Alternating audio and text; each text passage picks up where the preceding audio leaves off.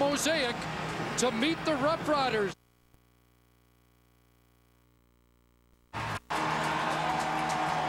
Two bitter Western rivals ready for the first of 4 clashes this season. The Stampeders invade Mosaic to meet the Roughriders. It's the 14th consecutive sellout here in Regina. A perfect prairie night, blue sky, a gentle breeze, and a spectacular backdrop for the fireworks that we expect. Henry Burris, sometimes the stats don't always tell the story. He had 372 yards passing last week versus Edmonton and lost the game. Then you go to the other sideline. Darian Durant had just 177 passing against Montreal and won the game. Sometimes it works that way. Well, Greg Marshall got his first head coaching victory in memorable fashion on Sunday in Montreal. Now he looks for his first win at home. And on the other sidelines, an interesting trend for John Hufnagel's Stampeders, 2-0 on the road. And the road team has won all 4 games they've been involved in. It's been that kind of year. Mosaic is a tough place to win when you're on the road, when you're the road team. And they're revved early here as Eddie Johnson kicks it off. It'll be John Cornish on the return for Calgary up across the 30. And Cornish will be gang tackled at about the 35-yard line. Well, Henry Burris threw for 372 yards last week, and still there's lots of talk about that offense not clicking on all cylinders. Not quite, not making the big play like they did last year. Joffrey Reynolds will start at tailback. We will see John Cornish as they rotate through that position. Nick Lewis with a bit of a heel injury this week, but goes tonight at slot back. And on the offensive line, Stanley Bryant missed last week at right tackle, and he's back. Starting lineup brought to you by Rona, proud partner of the CFL and its 8 teams. First down play into the flat. That pass is incomplete at the sidelines as we set the Roughriders defense for you. Big game for Ramon Willis in Montreal. He only was credited for 1 tackle in the defensive line, but he provided all kinds of pressure on Anthony Calvillo. And then in the linebacking course, Sean Lucas leads the team with 24 tackles from that linebacker spot. James Patrick, back in the lineup last week, got his first interception of the season. Held Montreal to under 300 yards offense last week. 2nd and 10. Short drop, pressure, Burris down. Dropped there by Luke Mullender, who has his first sack of the year. An emphatic 2 and out on the opening possession. Tough situation for Stanley Bryant, the right tackle, who we talked about in the starting lineups, because he's got to go here, or does he stay close and stay on Luke Mullender? It's a 2-way go for him. He takes the outside man. Luke Mullender sees that, has the free lane in between, and gets right to Henry Burris. Long time coming for Luke Mullender. He gets that first one. Here's Brooke Dales booting it away, and Tristan Jackson will backpedal inside his 30. John Cornish downfield, and finally Jackson tripped up at about the 35 for Darian Durant, so he gets the same start position as his counterpart Henry Burris had. Mentioned that he just had 177 yards passing in the win last week versus Montreal, but had 71 rushing. It was a big part of that story. And speaking of rushing, the tailback position different this week than last. Wes Cates is out with an ankle injury. Hugh Charles will start there in the receiving corps. Weston Dressler finally made that big play the Riders have been looking for, 75-yarder versus Montreal. And big Gene Mikowski playing in his 271st game tonight. Ties for top spot on the all-time Rough Rider list. High shotgun snap, and Durant, the timing thrown off. He'll get sacked. Charleston Hughes with his 2nd sack of the year as the defenses try to establish an early tone. That defense, Robert McCune's the middle linebacker. He's going to occupy that position, and that allows Charleston Hughes the freedom to come off the edge. And you're right, it was all about the timing offensively. Darian Durant had to corral that football, or he could have given up a big loss there, maybe worse for Saskatchewan. And a chance for Calgary on a fumble return. He corralled it, but Hughes gets that 2nd sack of the year. Mark Parento, the center, with that hot shotgun snap. So 2nd and long, over the middle, the pass caught. by Hugh Charles, the starting running back, has the catch for 13. It'll be short of the first down, and there's the middle linebacker on the scene for the tackle, Robert McCune. Charleston Hughes was a guy we were highlighting to look for it. He gets his sack early. So 2 and outs for both teams to start this game. And Larry Taylor is back for Calgary.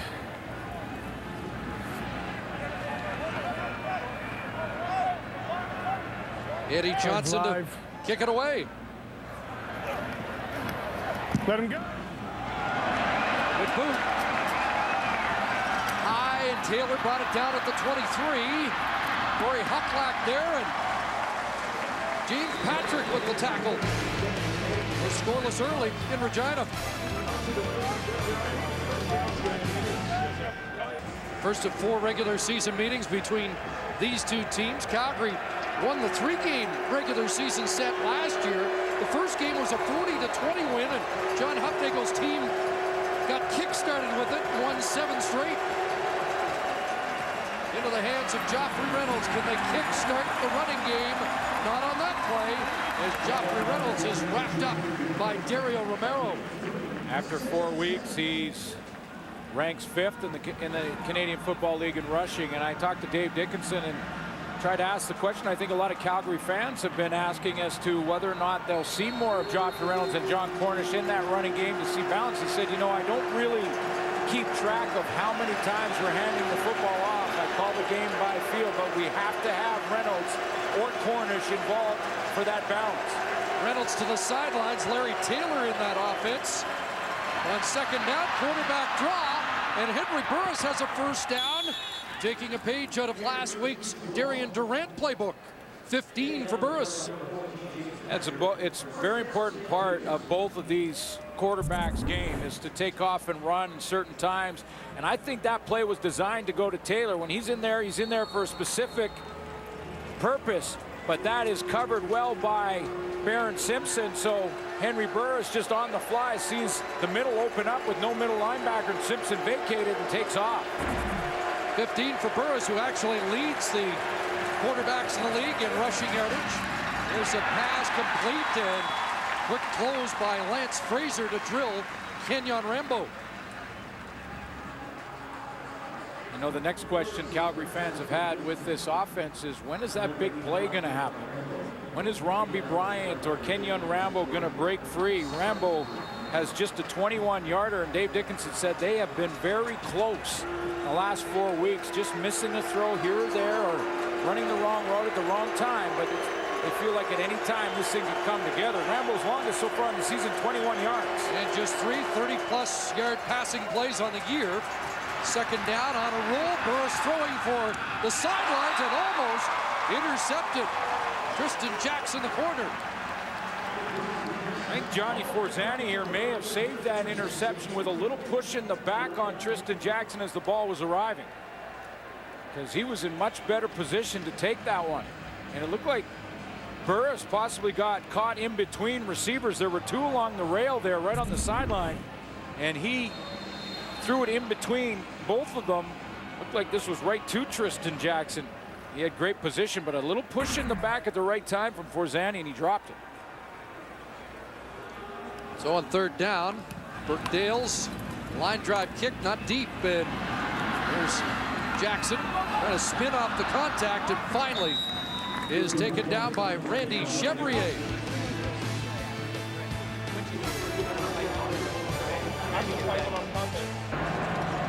Robert McCune starting for Juwan Simpson in the middle, very comfortable at that middle linebacker spot. That's where he played in college. It's where he played in the National Football League, and played a couple of games there last year for Malik Jackson when he was out, and for Juwan Simpson when he had to miss a game. And where he played at Louisville in a couple of games against a North Carolina quarterback by the name of Darian Durant.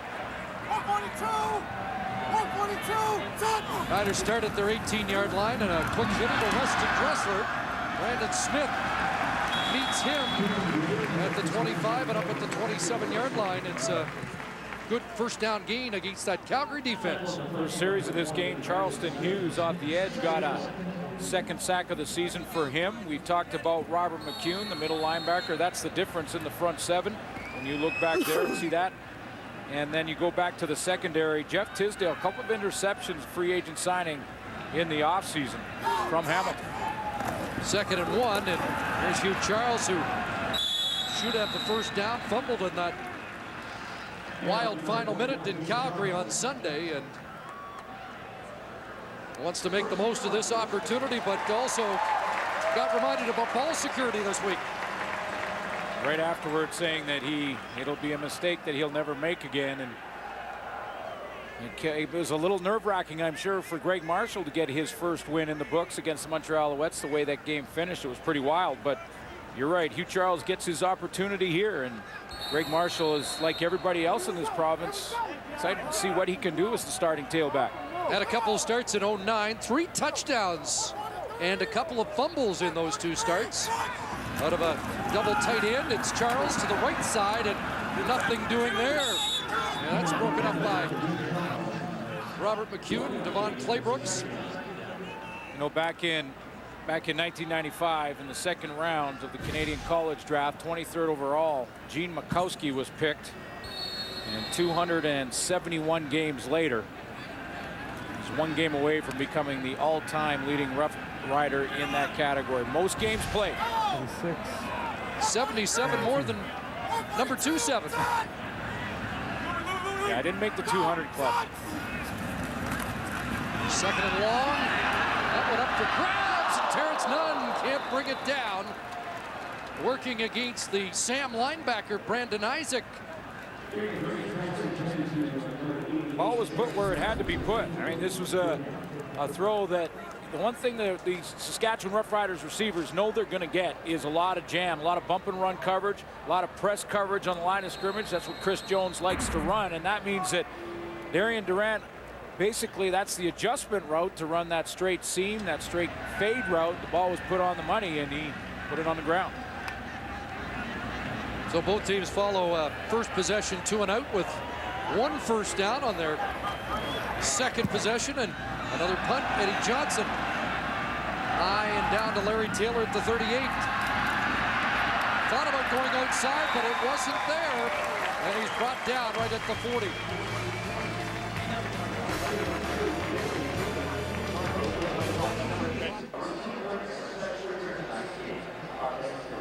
Well, they had a moment's silence at Mosaic prior to the game in honor of Richard Harris. And with more, let's join Lee Jones. Yeah, thanks a lot, guys. Richard Harris played a big part in the lives of many of the Riders, especially the coaching staff. Offensive line coach Steve Barato actually brought Richard Harris into the CFL, while offensive coordinator Doug Barry brought Richard to Winnipeg back in 2006. But the man that played the most part is Greg Marshall. He worked with Harris in Winnipeg and in Ottawa, and he told the media this week, "I was the oldest of 7 kids growing up. I never had a big brother. Richard was my big brother." Guys. There's a handoff to John Cornish trying to get outside, nothing doing. Good pursuit there by Jarrell Freeman. This shows you what Richard Harris was all about. Greg Marshall hadn't even left the field last week in Montreal when he got a phone call from his big brother to congratulate him on his first head coaching win. Well, he's gone, but will not be forgotten by anyone who played for him and anyone who knew him. 3 for Cornish at 2nd and 7. Craig Butler, Mike McCullough check in on defense for the Roughriders, and Burris has an open man and a completion to Jabari Arthur. Big first down conversion a few weeks ago. Dave Dickinson told us he was anxious to get Jabari Arthur back in the Calgary offense. You're working one-on-one here on Lance Fraser, who thinks that they're going to switch receivers. And what I mean by that is on the outside, Tristan Jackson's man came in. Lance Frazier thought for a second that he should take him. That's what made him hesitate and allowed Jabari Arthur to get wide open behind him. First catch of the year, and the 4th of 30 yards or more for the Stampeders this season. Problem with the chains along the sidelines that they're going to work on. Calgary Stampeders with only 8 points in the first quarter. this year. Slow starting team. Dave Randorf mentioned at the half they've had 24 points in their opening 4 games. A couple of issues. That big play has eluded them. Also, drives are ending because they're ending them by mistakes. And my conversation with Dave Dickinson before the game, he mentioned that. He said, you know, it's not one guy. It just seems to be one guy on each play. And it's a different guy each play, but it stops drives. Offense, everybody has to do their assignment first for the play to be successful. If one of those guys does not complete their assignment, it'll cause the play to go in the tank. It's like those yardsticks. If not every link in the chain's working, then it doesn't work. Here's Larry Taylor out of the backfield. And he is brought down on a good tackle by Tristan Jackson. 8 yards for Larry Taylor on that first down production. And evidence of that was last week's game versus Edmonton for Henry Burris. When you look at 372 yards passing, he did not throw an interception in that game, so he avoided that mistake and completed 61% of his passes and didn't win. He's tried to settle for field goal attempts, and then they've had issues in their kicking game. Now they go to a tight end formation and the handoff to Cornish, and he is stopped and will be short of the first down.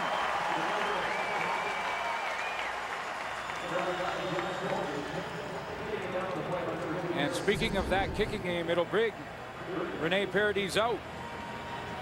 Here's John Cornish. There's that ride in the side that Henry Burris has made a career out of. Play that Dave Dickinson says they don't run quite as much, but Jarrell Freeman makes the play. Baron Simpson there too. No gain on the play. Third down, and Rene Paradis, who was 1 for 3 against the Eskimos last week, had a meeting with sports psychologist Frank Lodato on the recommendation of Coach John Hufnagel. And there are the results. First points of the game for Paradis and the Stamps. Mobile TV. Both teams coming off losses. A heartbreaker for the Argos against the still unbeaten Edmonton Eskimos. And do we have a race in the East or what? Wow. Toronto's got to get back in it, but those other 3 teams, Winnipeg on top and Hamilton sitting in 2nd place currently. The Montreal Alouettes at 3rd. Eastern Division is closing the gap, no question.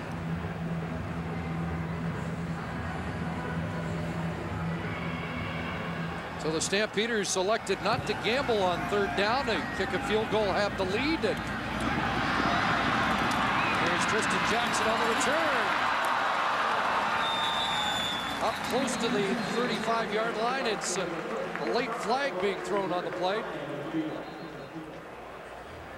And we'll find out what this is all about.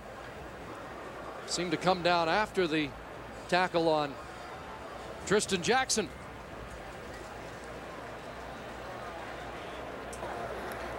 Major foul, face mask, 46 Calgary, 15-yard penalty, first down.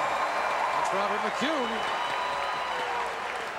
And that will enhance the Stampeders, or the Roughriders field position up at the Saskatchewan 49. Well, it was late. It was right as Tristan Jackson was going down, but Robert McCune, it looks like he did get it. There he is right there. And it's right as he twists him to the ground and pulls it at the end. He was already down at that point. Best field position start. Durant looks for Dressler, and he's got it with Brandon Smith on his back. Completed pass because of the accuracy of the throw, because you can't cover it any better than Brandon Smith did. I mean, he was right on the back of Dressler. Tries to run a short corner route. I say short because it's on the short side of the field. Look how close he was, and that ball put right on the 7. 17 for Dressler, who had the big play last week in Montreal. A 75-yard touchdown to help turn the Roughriders season around. Here's Durant rolling, and it's Dressler out of the backfield, and a good tackle there by Greg Fawcett on the corner. It really was a big play last week. You mentioned it, Chris, against Montreal Alouettes. The Alouettes had just scored, and it was time for Saskatchewan to find an answer, something through their 0-3 start that was difficult for them. But they did with this play to Weston Dressler, 75 yards, untouched to the end zone, brought them right back, gave them back the lead in that game, and they went on to win it, their first win of the season. Roughriders look at a 2nd and 6 at the Calgary 40. Here comes the pressure, unloading, up for grabs, and incomplete. Keon Raymond watching Chris Getzlaf, who has lit up Calgary in the last couple of years, but Keon Raymond step for step. He's up limping. Chris Getzlaf, it's like he's favoring that right leg, but Keon Raymond, you know, what he does well here is as he's going down the field, there's Getzlaf coming out of that slot back spot. He plays up and plays press again. Watch how he looks back to the ball as it's arriving. He reads Getzlaf's eyes, and when they get big, he turns and looks back and makes Getzlaf try and go through his body, and he wasn't able to do that. Eddie Johnson's 8 for 9 on the year, has only missed from 47, and this is from 47. Also has a 50-yarder on the season. Eddie Johnson, and he pulls that errantly, and it's played on the hop by Larry Taylor, who will scamper out. And a flag flies as Taylor gets up to the 20, and Weston Dressler will toss him out. So the second miss for Eddie Johnson, and it remains 3-0 in the late stages of this first quarter.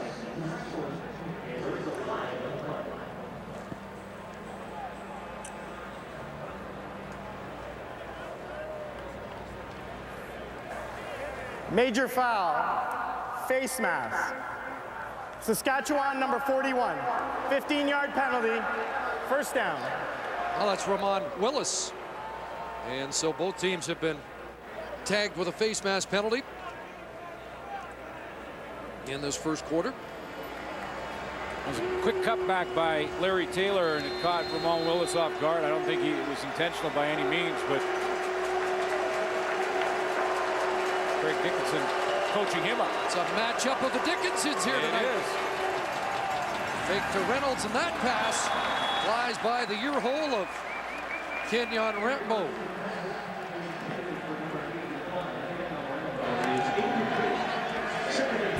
Show you that face mask penalty. First of all, here's Taylor here. A little cut back against the flow is what caught Ramon Willis as he reaches back to try and catch him, and there's your penalty. Jabari Arthur checks in. 2nd and 10.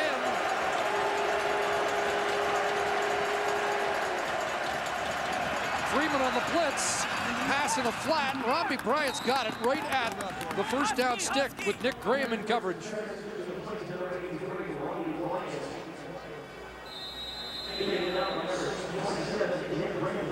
Little change motion here on the short side of the field there for Robbie Bryant and Kenyon Rambo, as they're going to come down like this and then change. That's called just switching positions, basically, where the wide receiver becomes the slot and the slot becomes the wide receiver, and then the timing route for Rambo Robbie Bryant right on the sideline. And that will move the chains. He got right to the stick after a measurement. It is a first down. I know Jock mentioned it before the game, just one of those big 3 receivers in the top 15 right now, and they were all 1,000-yard guys a year ago. John Cornish now, the tailback for Henry Burris as they operate out of the punch formation. Fake to Cornish. Nick Lewis open. He's got a catch and a first down, and 127 consecutive games with a catch for number 82. And the only guy in that receiving core you talked about that is really on a good pace, on a pace that we're used to seeing from that kind of talent with Robbie Bryant, Kenyon Rambo, way behind their pace after 4 weeks in the regular season. But Nick Lewis ahead of his. And Nick Lewis, again, playing on that bad heel, but Kenyon Rambo and Robbie Bryant yet to really break out. Into Rough Rider territory at the 53-yard line, and there's that swing pass to the speedy Larry Taylor. He's got another first down on the final play of the opening quarter here at Mosaic. Oh, we thought we might have a shootout tonight. So far, it's been quiet on the scoreboard. Calgary with a 3-0 lead after 15 minutes. Last year, the lowest scoring team game involving these two teams was 60 points, so the number is a little surprisingly low in the first quarter of football. Well, the defenses right now are flexing their muscles, and you look at the matchups from last year between these two teams, you know, it's usually close to 700 yards of offense, and you mentioned over 60 points combined between the two. Defense has probably read those stats too and said, time for us to flex our muscles a little bit. Good first quarter by both defenses. Stampeders look sharp on offense, but the story continues finishing drives. Yeah, they're settling for field goal attempts again, and that's been an issue for this football team all year long. And when their kicking game failed them, it really slowed any type of momentum they would build offensively. Henry Burris is putting something together here. 1st and 10, the ball on the Roughrider 41. And another quick hitter into the hands of Johnny Forzani. And Forzani with 5 catches, 88 yards last week as he takes that wide out spot with the injury to R.J. Franklin out with a rib injury. Now, Forzani is starting to find his way in this offense and what role he will become. You mentioned those 88 yards. That was a personal best this year. And he's ranked right now as far as Canadian receivers go in 4th place, just behind Chris Getzlaff of Saskatchewan. Looking for his first CFL touchdown, 2nd and 3. And Burris scrambling around, pocket collapses, and he rounds the football. There is a flag in the Roughriders secondary. And Nick Lewis indicating that Tristan Jackson may have a little bit of illegal contact. I'm not sure if that's the call, but I usually look for the receiver who's the most animated. And Tristan Jackson, you can tell by his reaction that he is going, what? He's got that what look. Illegal contact. Saskatchewan number 38. 10-yard penalty. 1st down. Well, that's a drive extender. Well, it is bunch formation. Nick Lewis is right here. Watch what happens to number 82 for Calgary as he tries to get off the line of scrimmage. Tristan Jackson grabs him, turns him around, spins him. That's going to be called every single time. You can't turn a receiver like that. You can jam him, you can't wrap him up. So it's a Stampeder 1st down at the 24. And Burris near the sidelines, and Robbie Bryant got away from the initial contact, and they'll mark him out at around the 16. So far, we've seen a couple of these type of routes from Robbie Bryant. He's the wide receiver here, and what I'm saying here is timing routes where the ball is out of Henry Burris's hand just as he's making on that bang route back to the outside, to the sideline. That sets up for later in this game a double move. He goes out, and then he takes it deep.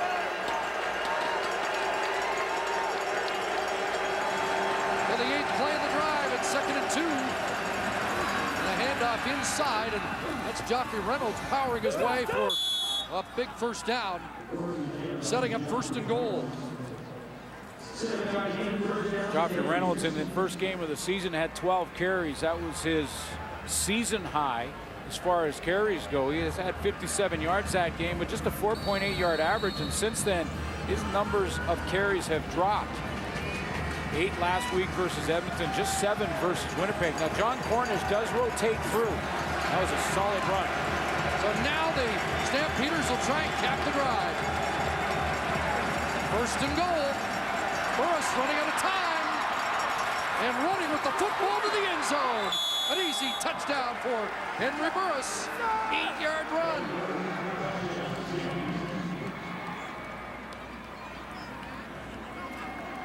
And the first touchdown run of the year for number 1 of the Calgary Stampeders. Yeah, and it just seems to me that Henry Burris is finding that rhythm, finding that groove, whether it be the passing game and the timing routes to the sideline, to his talented receiving core. He's running the ball more than we've seen throughout this 2011 season, and when he can combine both of those skills, boy, it's tough on defenses.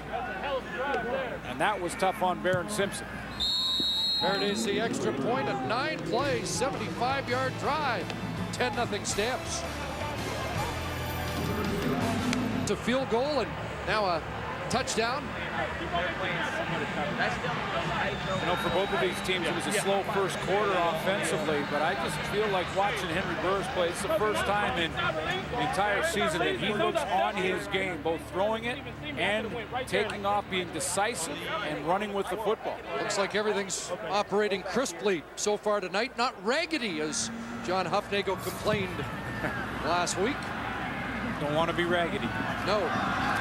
Randall West, the newcomer, gets on the roster with the injury to Wes Cates on the return. Show you the bind that a running quarterback can put you in defensively. This is the responsibility for middle linebacker Barron Simpson. He's got to cover Joffrey Reynolds of the backfield. So as we roll this play on the touchdown, he's got him. He comes across the field and man-to-man. Now here's the moment of truth for Barron Simpson. Do I come up and stop Henry Burris, or do I stay with my man? He takes one more step with his man. Henry Burris takes off. He's wrong either way. If he goes to Burris, Burris throws it to Joffrey Reynolds, and he walks in. So that's 2 productive runs for Henry Burris tonight. None yet for Darian Durant, who unloads underneath, and Ephraim Hill's got a first down. Slicing across midfield to the 54-yard line. His first catch of the night. I think, Chris, Darian Durant is now watching Henry Burris play in the first and second quarter, and now he's saying, oh yeah, this is what I did against Montreal with 7 carries for 71 yards. Now he doesn't run with this one, but watch how he shuffles the pocket. Moves it around, moves to the outside tackle spot, steps up into a little hole, and by then Ephraim Hill had opened up. 18 for Ephraim Hill, who had just 1 catch for 2 yards in Montreal. First and 10. Durant stands in underneath. Hill's got another catch, short gain. Darren Stone there to bring Hill down. Gain of 5 or 6 on the play. Well, these Saskatchewan receivers are going to have to, sometime tonight, if they want to win this football game, they're going to have to beat the jam. They're going to have to get out, get open, and get some of those deep balls and make Calgary pay for getting up and playing aggressively man-to-man. So if it's Terrence Nunn, Weston Dressler, or Ephraim Hill, doesn't matter, but you're going to see a lot of bump like you're seeing right now down the bottom of your screen. 2nd and 4. Pressure off the edges. Durant in trouble and tossed down. Robert McCune, the middle linebacker on the blitz, gets home. 2nd sack of the game for the Stamps defense. You know, he's comfortable here. He's played middle linebacker. He understands the position. I want to show you his comfort level because he's going to fake like he's dropping. He's done that a couple times, and then he comes on a delayed blitz. Watch how he fakes it. Takes a step back like he's going to drop into coverage. He doesn't. He comes on that delayed stunt, that delayed blitz. He's up there and sacks Darian Durant. What's up, my boy? Let him go. And Eddie Johnson has one go off the side of his foot. It's a little bit of a bounce, and they'll mark it out at the 29. Twitter network is going crazy about whether or not our panel and who on the panel could make a kick. Oh, I forgot John Climbing, a star punter at Queens. We should have known he was a kicker. I think star is a stretch, but okay. If you play at Queens, star kind of goes right along with it. Oh, I see. Okay. Gotcha. Robbie Bryant a catch at the 34-yard line. You know, when quarterbacks at the end of a tough game, they'll say, you know, we just didn't have that chemistry we're looking for. I think right now Robbie Bryant and Henry Burris have found some chemistry all of a sudden. Their timing is excellent. As he comes out of his break, balls in the air, the accuracy's been there from Henry Burris. Good completion percentage for him. 2nd and 5. Here comes the pressure, and they get to the quarterback. Brought down by Kai Stewart and Keith Sholigan.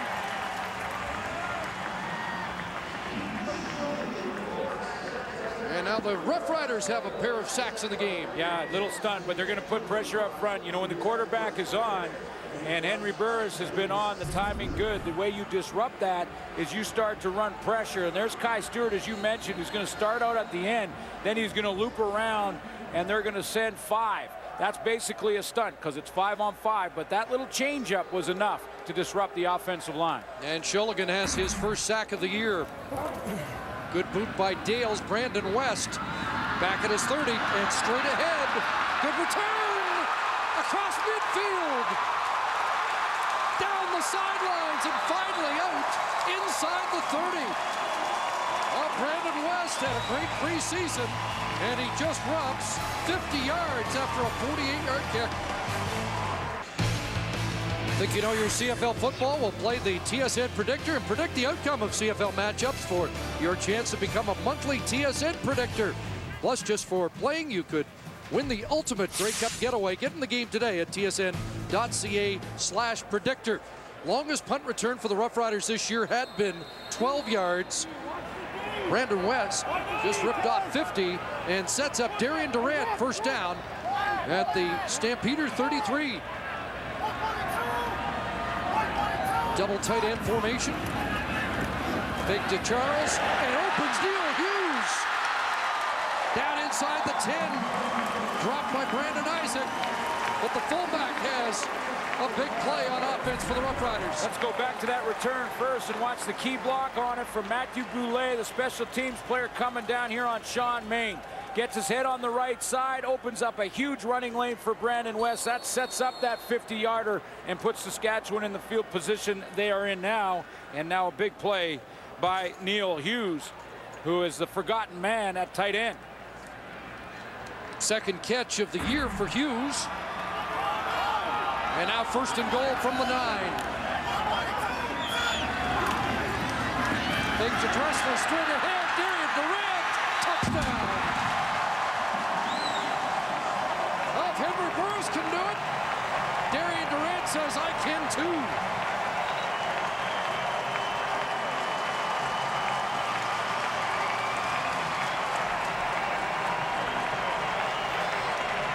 And it's the first touchdown of the year for number 4.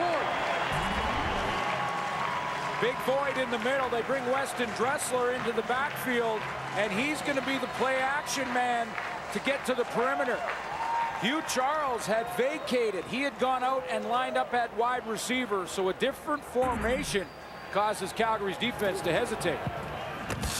Well, they capitalize on the big punt return by West, and Durant runs it 9 yards in to get the Roughriders on the scoreboard midway through this second quarter.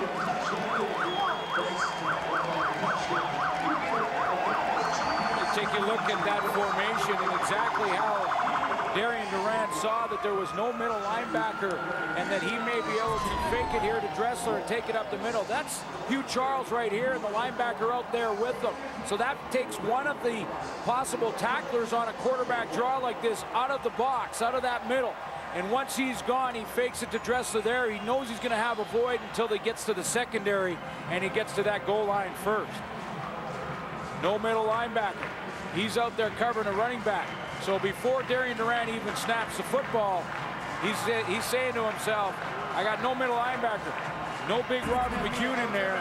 I'm going to take that.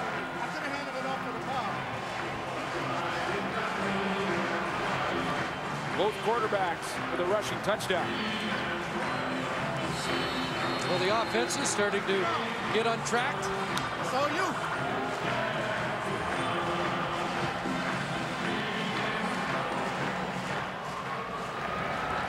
Here's Eddie Johnson. And it will be Larry Taylor from his 7. And now Taylor trying to respond with a great return. Up across the 45. Penalty marker down as he's dropped at the 50 by Kai Stewart. There's a flag thrown on the opposite side of the field to where Larry Taylor had run. And here's a guy who is really contributing in field position. 12.2-yard punt return average. And that was a big kickoff return for Larry Taylor to get Henry Burris. Great position. Major foul, face mask. Saskatchewan, number 16. 15-yard penalty, first down. It's a costly penalty against Eddie Russ, and it adds on to a terrific return by Taylor, and the ball now down to the 44-yard line. That's a net 61 yards for Calgary on that return. Well, and that penalty by Russ, and that's one that'll drive Greg Marshall nuts because it was 60 yards away from the ball carrier. So the Stampeders get their first start in Roughrider territory. Big to Reynolds, a lot of time, into traffic, picked off. James Patrick's got another. The man who led the league in interceptions a year ago has interceptions in back-to-back games. Well, and it's just about positioning for James Patrick. I mean, he sees the formation, and he sees this side of the formation all coming down and collapsing. So what does he do? He collapses to the short side of the field.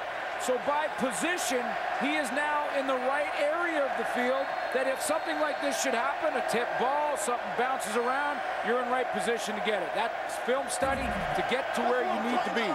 And Sean Lucas in a perfect spot defensively to get his hand on that football. It's the first interception thrown by Burris in 3 games.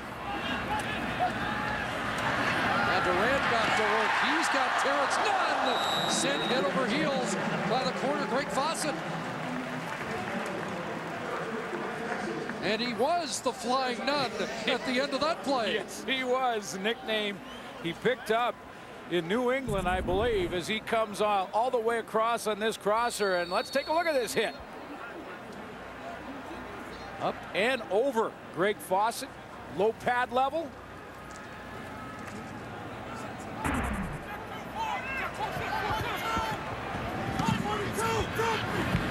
Second and a couple. And here's Hugh Charles kicking it outside. Has a first down. He'll get tossed out near the midfield stripe.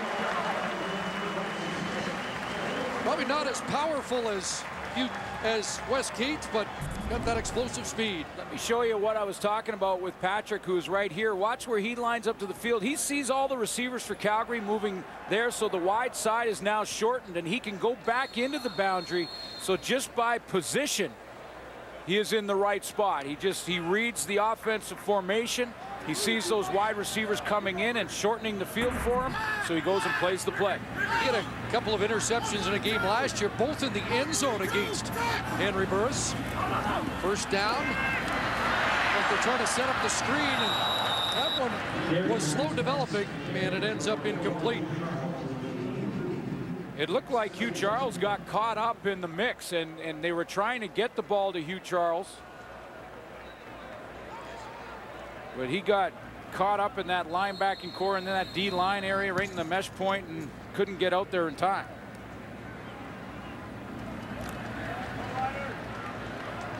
So second and 10. Jason Claremont, the wideout at the top of your screen. 4 receivers wide side. Early movement may have been J. Michael Dean. Ball batted away. Good defensive play by Jeff Tisdale, and a couple of flags on the play now. J. Michael Dean was converted this week from the offensive line in Calgary to defensive tackle, and he might have jumped early.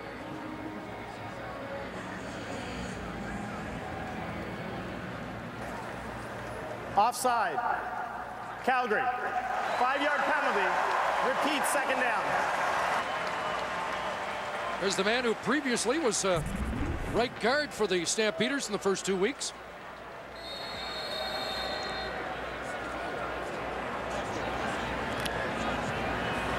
Hard to put the brakes on that. No, forget it.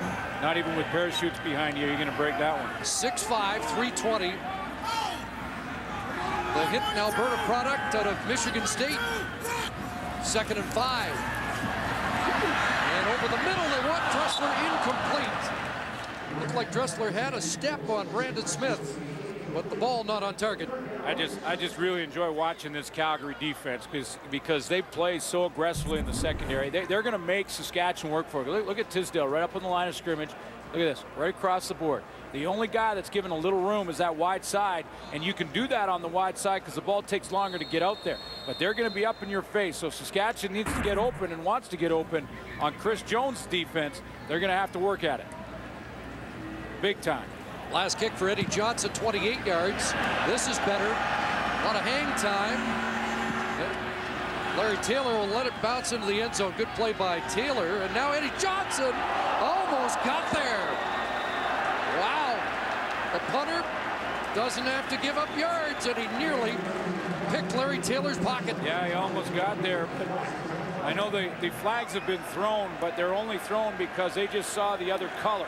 The officials saw a different color get into that 5-yard area, and then they'll look, confirm. There's no infraction on the play, as number 11 was the punter. 1 point. And by the way, anyone behind the punter can also do that, but you can see there was that 5-yard zone set up by Saskatchewan there, and here he comes right through the middle, and you're right. Split second. Larry Taylor, who is a veteran punt returner, realized it was the kicker and jumped on it. Don't want to fall asleep back there. 1 point could turn into 7 in a hurry. But it is 10-8 now on what turns out to be a 54-yard single. And a first down for Calgary at their 35. There's Taylor on the end around. He gets the corner and has a first down, bumped up by Sean Lucas. I mentioned Taylor and his kick return prowess this season at the 12.2-yard average. There's 7 players right now in the CFL that are in double figures in punt return average, and he leads all 7 of them. And I'm not surprised at all that now John Hufnagel has seen those numbers and his production on the teams and said, we can use this guy on offense, and he's in there in a few plays now we've seen throughout this first half. Are you surprised? He's getting more touches than Joffrey Reynolds. He is. First and 10. Well, here's Reynolds on cue. And a pickup close to the 50 and near 5 for Reynolds, who has games of 57, 41, 40, and 44 yards this year. Not typical Joffrey Reynolds games. If you add Joffrey Reynolds' yards with John Cornish's yards, it's 50 for 251 after 4 weeks, which would mean they would be in 4th place rushing. Now you could throw in Larry Taylor. One thing this will do for Calgary, it'll keep these guys fresh through the entire 18-game season and into playoffs. Reynolds with 9 100-yard games and 18 starts against the against Roughriders. Big pressure on the blitz, the safety blitz, and Henry Burris able to throw it away to save the sack. Sends a little message to James Patrick. Just how strong is Henry Burris to fight this off? There's James Patrick, and look at him look over to this direction. Does this say to Henry Burris, no, don't worry about me. I'm just drop back here, and then, oh, I'm sneaking up. And then here he comes. And then you see the strength of Henry Burris with his left arm holding off a great tackler in James Patrick in the open field and saving what would have been a huge loss for Calgary. Couple Heismans there. Let him go! Burke Dale's good punt. Here's West again from his 10, 50 on the last return. This one will be marked by a flag and better downfield cover by the Stampeders. Darren Stone, reserve linebacker, down in a hurry. We'll sort out the flag when we come back. Matt Schultze and the mediocre punter from Queens. Is it just me, or are we seeing a lot of great defense in the first 5 weeks of the year? I talked to Dave Dickinson about that. You're right. Penalty to Matthew Boulay sets Saskatchewan back, and get a few yards of that back on that hitch to Weston Dressler up to the 15. 4th catch of the game for number 7. Little hitch screen, the short side. Again, you're going to see that aggressive coverage. Nice block at the point of attack there by Chris Getzlaff. Give Dressler even a couple of yards. So sets up a big 2nd and 3 as the Roughriders 36, 3 and 3. enhance their field position. Otherwise, they give Calgary the football pretty good field position, and the gain inside is not going to get there. Hugh Charles Berry, Devon Claybrooks there, along with Charleston Hughes. And the Stamps defense comes up with a big stop. gap cancellation for the Calgary Stampeder defense front seven. They just swallowed up the holes, and if anyone can do that, it's Devon Claybrooks. You know, one thing when you get that first opportunity is a tailback, especially one like Hugh Charles in the backfield, you can almost try and do too much at times. Dancing around, back and forth, trying to look for that perfect crease rather than just take the ball sometimes and hit it as hard as you can. And if that crease is there, it is. And if it's not, you run right into Claybrooks. But in the running game, it looks a little bit like Hugh Charles is dancing a little bit in that backfield. So the 5th punt of the first half for Johnson. Taylor at his 40. Eddie Russ couldn't make the tackle, but there's a good one by Craig Butler, the rookie out of Western. Or check that, Graham Bell made the sure tackle. As we check in with Lee Jones. Well, thanks a lot. Ramon Willis is a pretty confident guy, the defensive end for the Saskatchewan Roughriders. He has no sacks yet on the season, but he believes he can do it. In fact, he's got the bloodline. He's actually the cousin of Odell Willis of the Winnipeg Blue Bombers, who currently leads the league in sacks with 7. In fact, he texted his cousin in Winnipeg and told him that by the end of the year, he's going to beat him in the sacks race, which Odell replied back to him, "You're crazy, Ramon, you're crazy." Guys, back to you. I'm with Odell on that one. Well, he better get on his horse. Robbie Bryant's on his. Nick Graham slows him up, and Jarrell Freeman finishes him off, a short gain to the 43. But he did look like he might have a little of the Willis bloodlines last week. He really did. In fact, he reminded you, watching him get after Anthony Calvillo last week in Montreal, it reminded you of the same kind of body type as Odell Willis. And Ramon, when I looked at the stats after that game and saw just one tackle, I thought, that can't be right, because he was in the backfield all game. Stamps look at 2nd and 5. And right to the side, kept by Burris, wide open, and Burris dives forward across the Saskatchewan 50, and a huge first down with lots of time on the clock for the Stampeders. Henry Burris loves this matchup. I think he loves the fact that the fans are on him.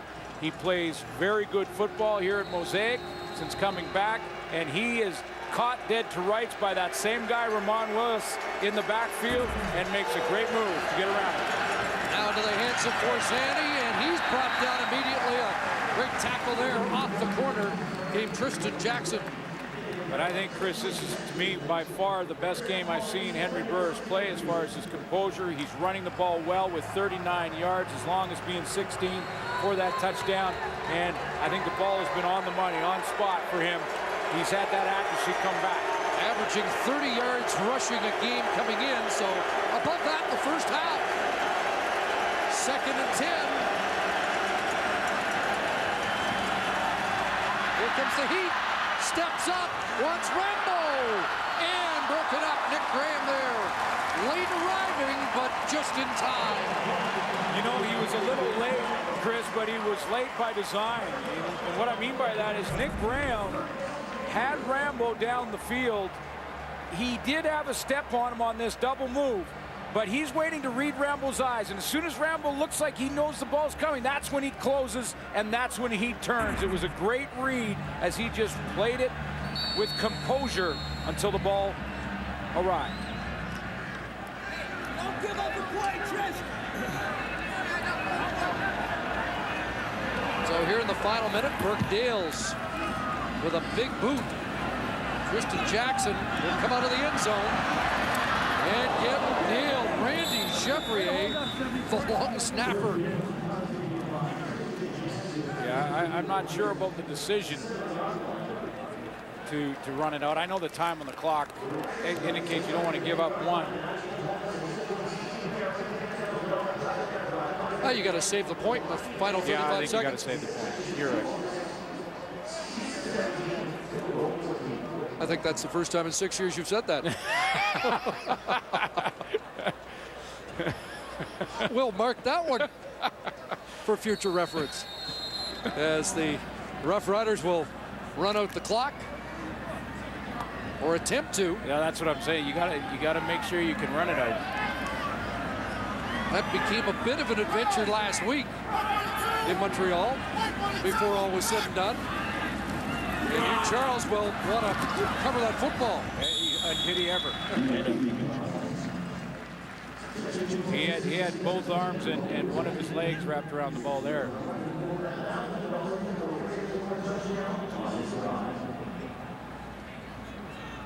So 30 seconds left. And both teams do have a timeout that you expect Calgary will use after this play's done. Well, they didn't use it that first time. 142! 142!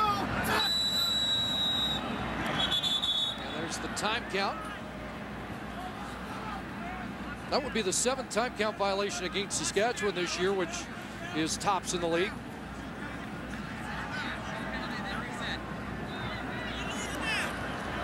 Time count violation. Saskatchewan number 4. That penalty is loss of down. It'll be 3rd down. What? And just like that, it all of a sudden, Tristan Jackson's decision not quite as, but you're right. I mean, 35 seconds, you've got to be able to kill it off. You take that delay a game, you lose it down now, and you're in 3rd down. Now you got to kick it out of there. Larry Taylor, we talked about his punt return average. Now, if you snap that with 1 second left and run a 5-second play, yeah, then you it's kill a little it. different. But now it is a potential problem.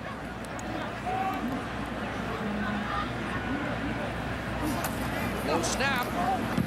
Johnson the boot. Not a good one. Bouncing around though and taken by one of the up men. No yards. So now they're in field goal range and yeah, backfire. So you know what? You weren't. I was wrong. You weren't right. So I'm home for 6 years now.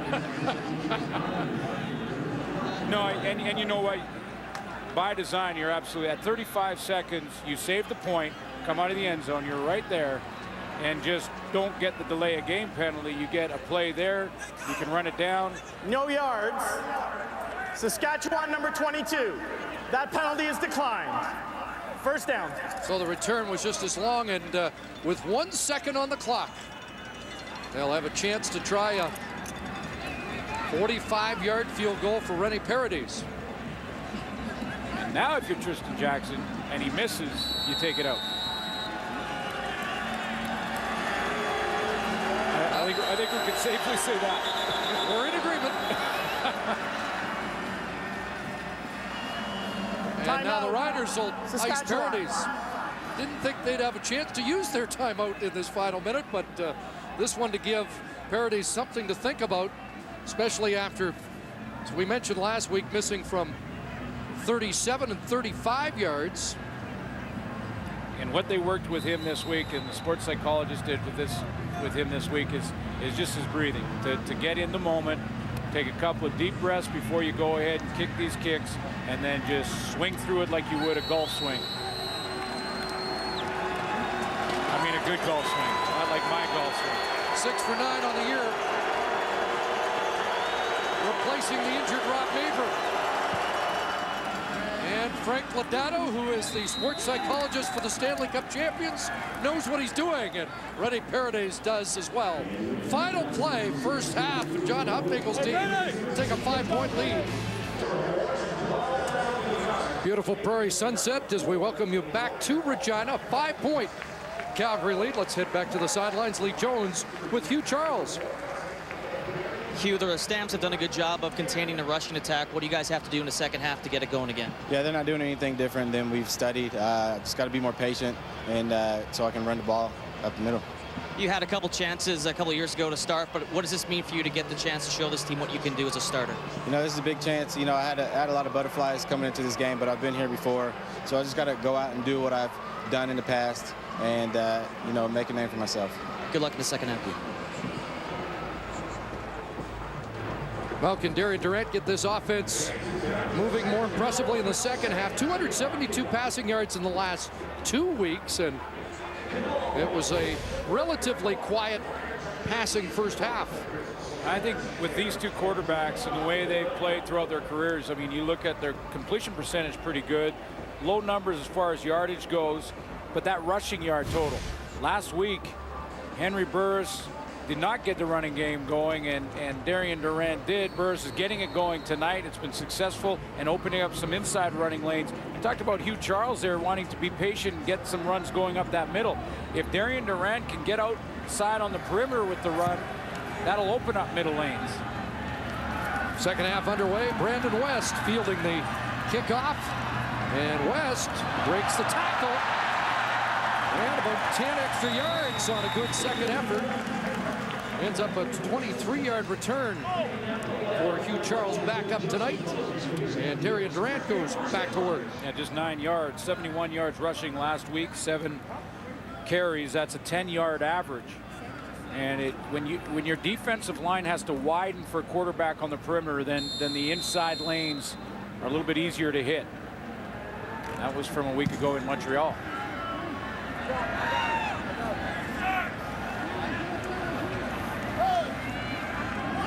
So they start at the Roughrider 38-yard line.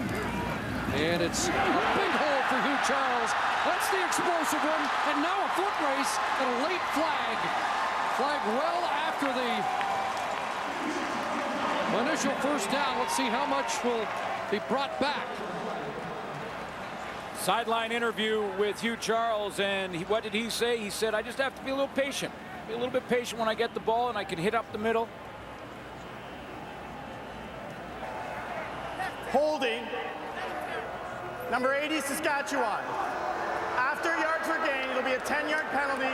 First down. Well, Ephraim Hill took a little out of that 45-yard run by Hugh Charles. Let's take a look first at the run at the line of scrimmage. That patience right there. Jab step right there. A little patience to bounce to that open hole. And to the right of your screen is where Ephraim Hill was. He was working on Jeff Tisdale. Everything okay there as Tisdale tried to get away. He drew the flag. Longest run for the Roughriders prior to that was a Hugh Charles run of 26 yards. It is a first down. Durant wants Dressler. And he's got it. How'd he get that? Touchdown.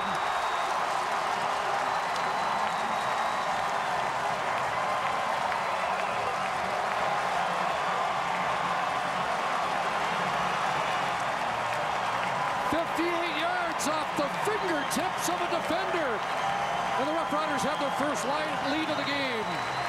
What did Jock Climby say before the game and again at halftime? He said these quarterbacks have got to trust their playmakers. Sometimes you throw it up. Sometimes you just let your playmaker go out there and make it happen. Double coverage, split there down the field by Weston Dressler. And you're right, there was hands all over the football. Brandon Isaac had it off his fingertips, and Weston Dressler holds on the extra point, grabbed the football, and scores another big touchdown after the 75-yarder last week. Possession of the third quarter, as they do here. And sometimes you got to be lucky to be good, or good to be lucky, or however that saying goes. Pretty good route run here by Weston Dressler, but Brandon Isaac right here has got such good control of him. He's able to cut underneath, got lots of time to do it, but he gets a little lackadaisical when the ball arrives and just puts one hand on it. Here's Larry Taylor on the return. Had a good one up to the 45 to set Henry Burris up in this second half. Brandon Isaac there. One more time. Just watch. He's in such good position. He has the confidence to cut under. But just as the ball is arriving, he just puts the right hand up.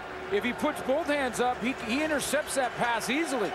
Playmaker and the focus by Weston Dressler behind him took advantage of it. We mentioned that the Stampeders have been slow starters this year. 71 points in the second half for the Stampeders.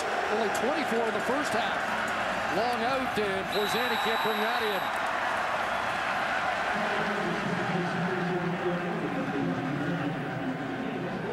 Pretty good first half for Burris, so especially the second quarter. He had some chemistry with Robbie Bryant. That pass again was very catchable on the outside.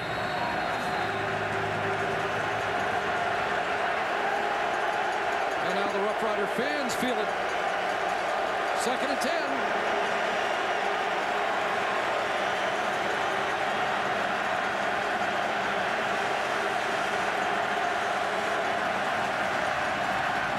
Lewis looks outside. He wants Forzani again. And he has the catch at the first down stick at midfield. Matt Dunnigan before the game talked about one of the quarterback fundamentals where your left hand, if you're a right-handed quarterback, your left hand is the hand that has to stay on the ball till the end of the throw. Forzani's on the top.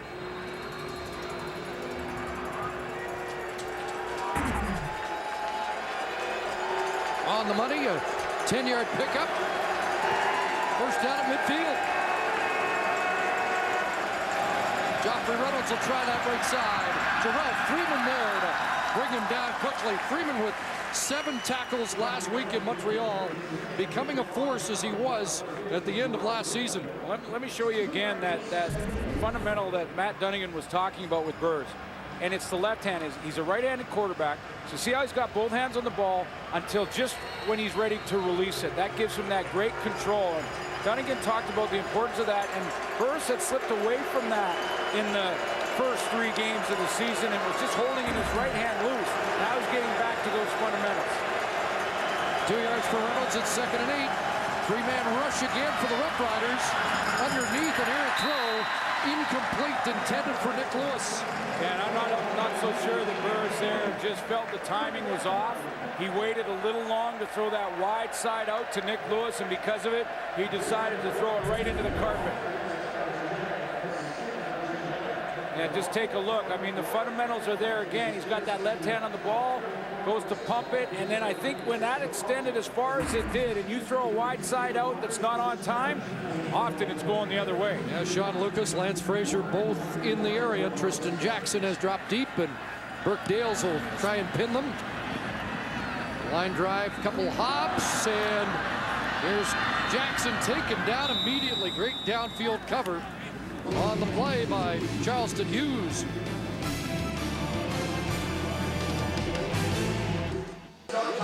This is Our League is brought to you by Nissan.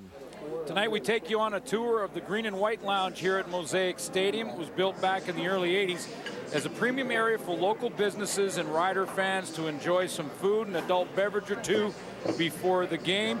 It will host about 500 people. Some of the regulars include CFL legend George Reed. The most unique feature is the dozens of pictures of Rider teams from years gone by. Some of the classic memories. There's Ken Austin as a coach hoisting the Grey Cup in '07. Oh, there's a classic too. Well, that's intended for Chris Getzlaff, incomplete. here's a confession. You didn't drop that one, did you? I hope they did. I hope they don't take the picture down, but I think I dropped that one. Although, as the years go by, you forget about the drops and they become less and less. And we want to thank the great people in the green and white room who treat us so well. They really do. Eagle 3. Third time the Roughriders have started inside their 10, and they look at 2nd and 10 here.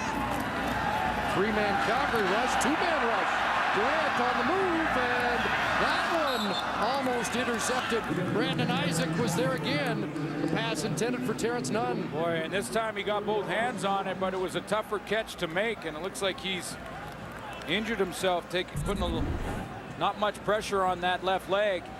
Full roll here, Darian Durant, the pocket starts to collapse. It's just 2-man pressure, so he knows he's got some time, but a good close there on Terrence Nunn by Brandon Isaac. Terrence Nunn lines up in the middle of the 3-receiver side. He's the second receiver in from the boundary. There's a good break on that out. Second time now that Brandon Isaac should have had an interception and dropped it. 2 points Saskatchewan lead. Do they give up 2 here, or do they get Eddie Johnson to kick it away? There's your answer. Or is it? Well, he thought the field almost opened up there a little bit, but Eddie Johnson not going to take any chances, and Eric Fraser will angle him out, and this game is tied after the safety. We're in Regina, and the Roughriders, after conceding the safety, will kick it off. Larry Taylor, John Cornish await. And this will be Cornish at his 30. And John Cornish up across the 45-yard line. You know, I read this week that John Cornish had been, one of his pregame rituals was to have a couple of energy drinks and maybe one or two too many. And he said it was great for special teams. In fact, he has 5 special teams tackles in those cover teams as well as returning the football. He says it was kind of messing up me offensively. I wasn't as patient in the run game. So he backed off on the energy drink. Godfrey Reynolds in at the tailback spot. There's an out for Rambo. Man, a catch in front of Nick Graham for a first down. Still waiting to see the double move from either Robbie Bryant or on the outside from Kenyon Rambo, because you run enough of these and sooner or later Nick Graham starts to climb up a little bit. You get frustrated as a defensive back to see that ball caught in front of you time after time. So you start to creep up, try and make a play on that, and that's when they hit you with the double move. Just a couple catches for Kenyon Rambo, who had only 27 yards after the catch coming into this game. Underneath it goes Johnny Forzani. Got another first down for the Stampeders, and Forzani really maturing into a key part of this Stampeder offense. Well, I mentioned the Canadian receivers in CFL after 4 weeks. Sean Gore's out in front. Corey Watson in Winnipeg is second. Chris Getzlaff third. And then you have Forzani at fourth. So he's climbing up that ladder. If he has more games like he had last week, and he's working on that tonight. Boy, Corey Grant looked good in the Winnipeg Blue Bombers last game. First down, quick hitter. And the catch is made again by Rambo at the 25-yard line. Yeah, and when I looked at those Canadian receivers, I wasn't counting the Hamilton game last night from Dave Stala, and that was a big one for Dave Stala. He'll be right in that list as well. But you're right, Johnny Forzani is coming into his own. You know, first, it's funny because you listen to Hugh Charles in the Saskatchewan sideline talk about butterflies, and you got to believe that Forzani would have that in the first few games, and he had some dropsies issues, but they had a rough game in BC, but he's bounced back nicely. He's looking for his first Canadian Football League touchdown. Second and short, and did he get a foot down? Yes, he did. Good catch by Rambo as they work the sidelines and move the chains. Boy, that is a good one. It's important in a couple of ways. First of all, the Calgary Stampeders do move the chains, key situation, which has been an issue all year.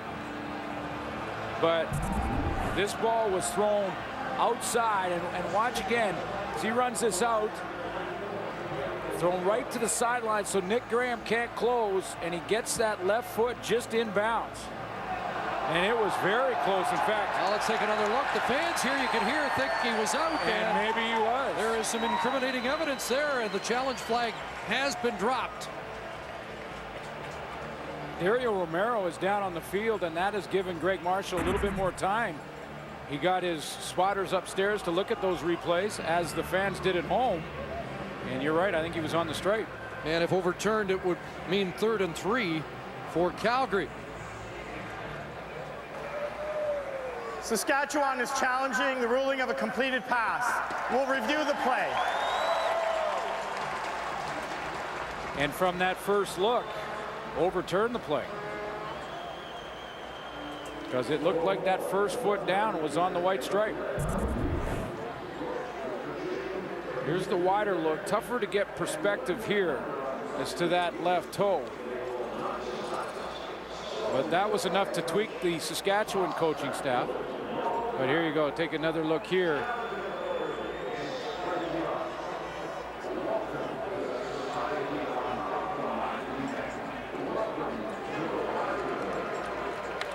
But this is the one that's going to overturn this play. Yeah, this is Nathan Ives on the camera, right on the sidelines there, and our camera gives some pretty good evidence for the command center to consider. And it's pretty simple. You have to see some green grass in between the foot and the white stripe, and there was none.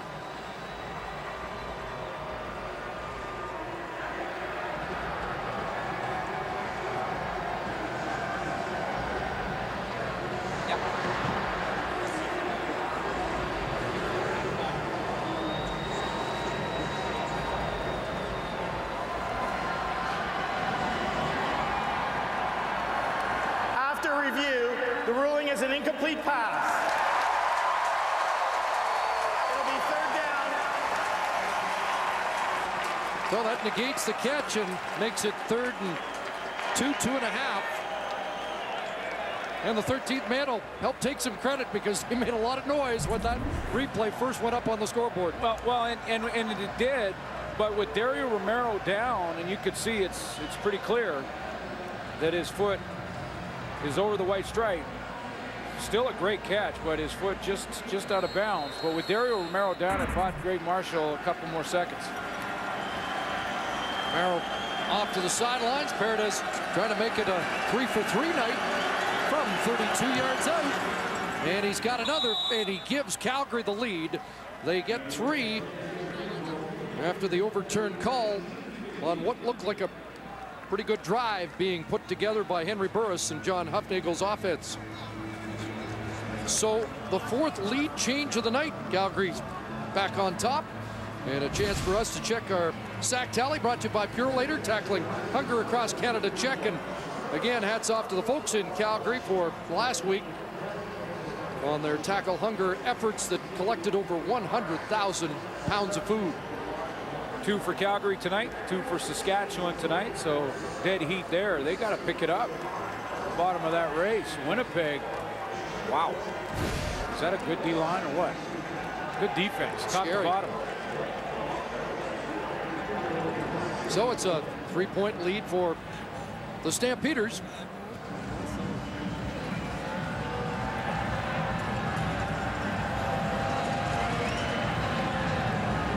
Last visit for the Stamps was a 34-26 win here last October. And if you joined us late, all 4 games involving Calgary this season have been won by the road team, and they're trying to keep that going here tonight. Brandon West tripped up as he crossed the 25-yard line. Looked like Eric Fraser might have got a hand on him. One of the reasons that Darian Durant hasn't taken off and run as much as he did a week ago in Montreal is probably due to the way the Calgary defense has been playing. I mean, you can contain the quarterback, make that your priority. Calgary's doing a good job. Matt Dunnigan talked about the play of Robert McCune at middle linebacker.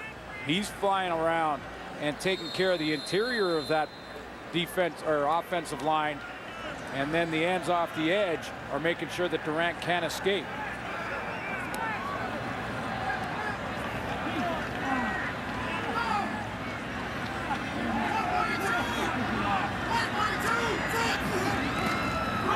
Here's Hugh Charles, and Malik Jackson stepped up and blows that play up. Justin Phillips finishing him off. Jackson, the will linebacker for the Stampeders. You know, a slow start for him this season when you look at his numbers, and he's coming out of training camp a little bit nicked up. But again, you wonder why Durant's not running, why Hugh Charles only had a couple of runs, because this defensive front 7 is playing. Robert McCune's playing well in the middle as well. Malik Jackson suffered a concussion in the opening game of the season. Second and a bunch underneath Ephraim Hill, trying to turn it up, and he gets brought down quickly by Robert McCune. Another 2 and out for Saskatchewan. You heard Matt Dunnigan talk about Robert McCune, and I had a conversation with him before the game, and he drops here, and then he reacts to Ephraim Hill. And this is, you can see his comfort level. He's done this and then come on a blitz late. Now he comes up and makes a tackle in space. Come on, baby. We got you still 1-2. We still grinding, baby. We grinding. Over there.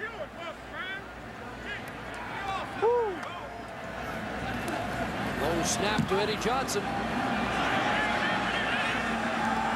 Larry Taylor fields this. Got a block from Anthony Parker, but no room on the sidelines. He'll step out at the 41-yard line. We have 6:40 left in the third quarter. Shamari Williams and Sean Main separated. Nothing comes of that. It's a 3-point Calgary lead here in the third quarter.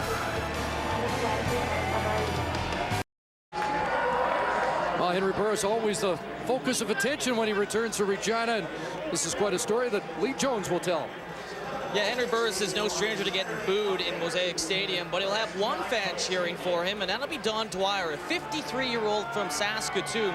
She suffered a stroke last August, and during her rehabilitation, she recognized some family members and Henry Burris. And Burris made sure he met her at the hotel before the game, and that put a smile on her face. She's at the game as well here, and she had a big smile on her face when she made when Henry Burris made that touchdown in the second quarter.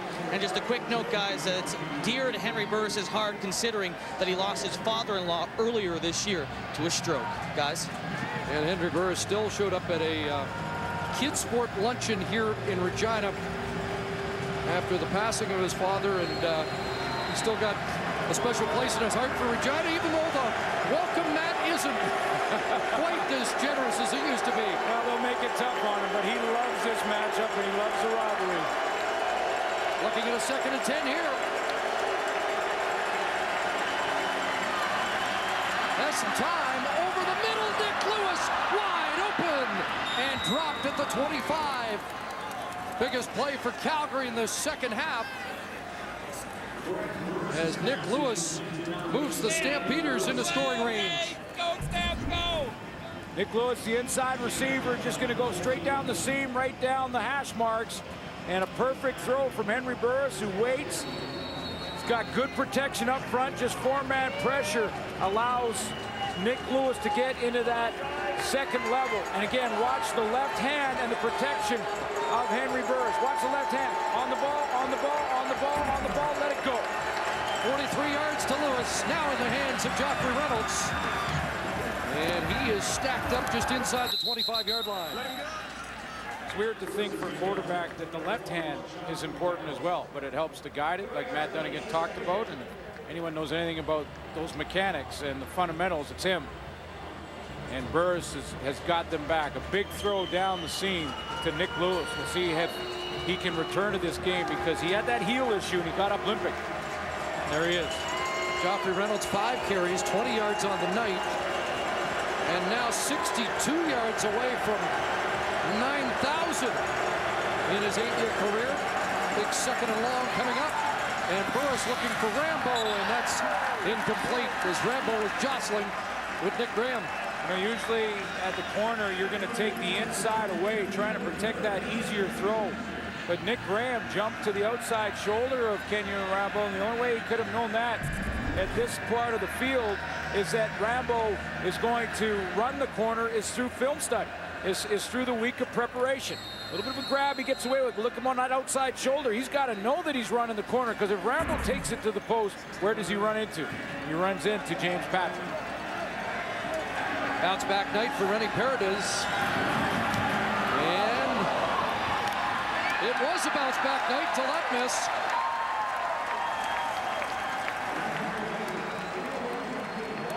So it goes for a single point.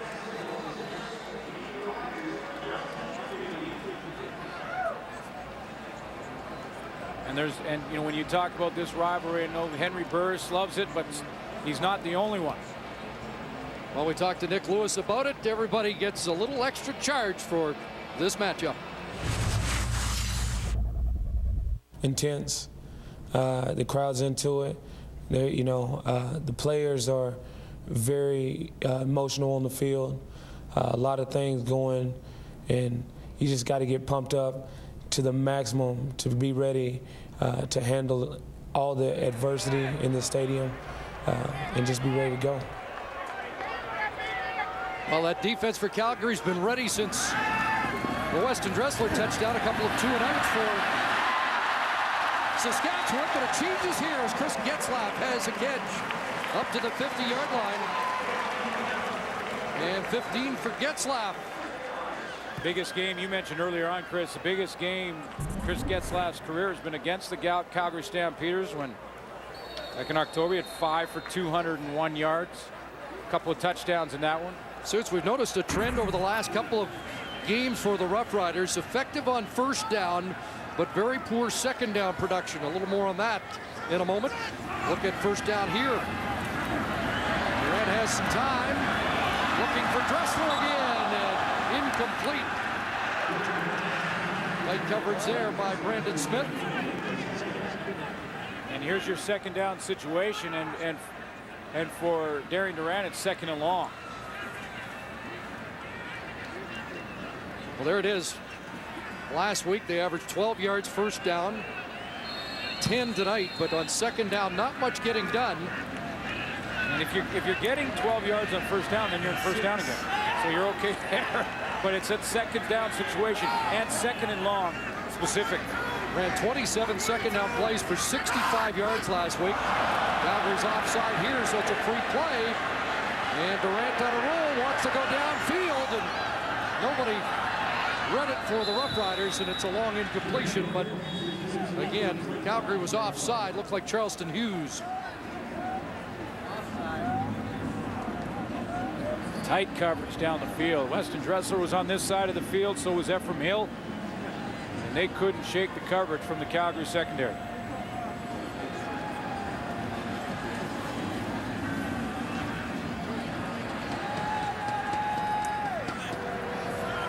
Offside, Saskatchewan number 89. Offside, Calgary number 8. Second down repeated. Well, they called offsetting. Chris Getzlaff, Darren Stone were called. That never happened. So we'll just reboot. And it will be second and 10.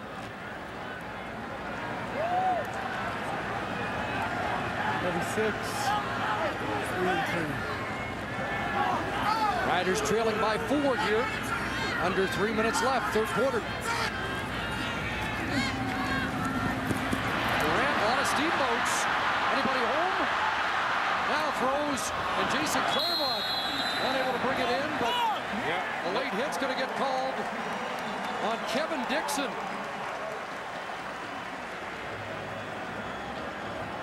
He's coming off the edge, hit Darian Durant in the back. Major foul, roughing the passer.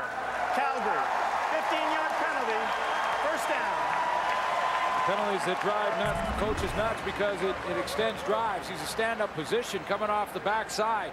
Darian Durant's got his back to him. Lots of time to throw, just three-man pressure. There's the throw, couple of steps, and a hit from behind right in the midsection. So that extends the drive for the Roughriders to the Calgary 45. Fake to Charles, Dressler has it. And unable to break the second tackle. Darren Stone brings him down at the 37-yard line. 7 yards for Dressler. He goes over 100 for the second time this year. Well, one of the things that the Saskatchewan receivers are trying to do to try and get some space in this bump and run coverage is to move before the snap of the ball. That change motion that we talked about, where the wide receiver becomes the slot and the slot becomes the wide receiver. Any type of waggle motion to try and make that secondary back off a little bit to give Weston Dressler a little more room. At 100 in the season opener against Edmonton. Second and 2. Two backs in. Hugh Charles follows Neil Hughes. That's a first down. Robert McCune, another tackle, but Hugh Charles moves the chains.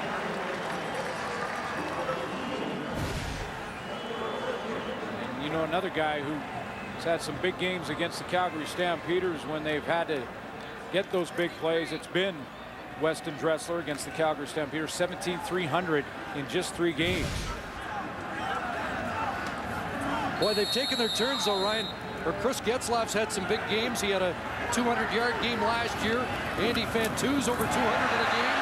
And Hugh Charles down the sideline, just tripped up by Malik Jackson. But we've seen Charles a little more explosive in this second half.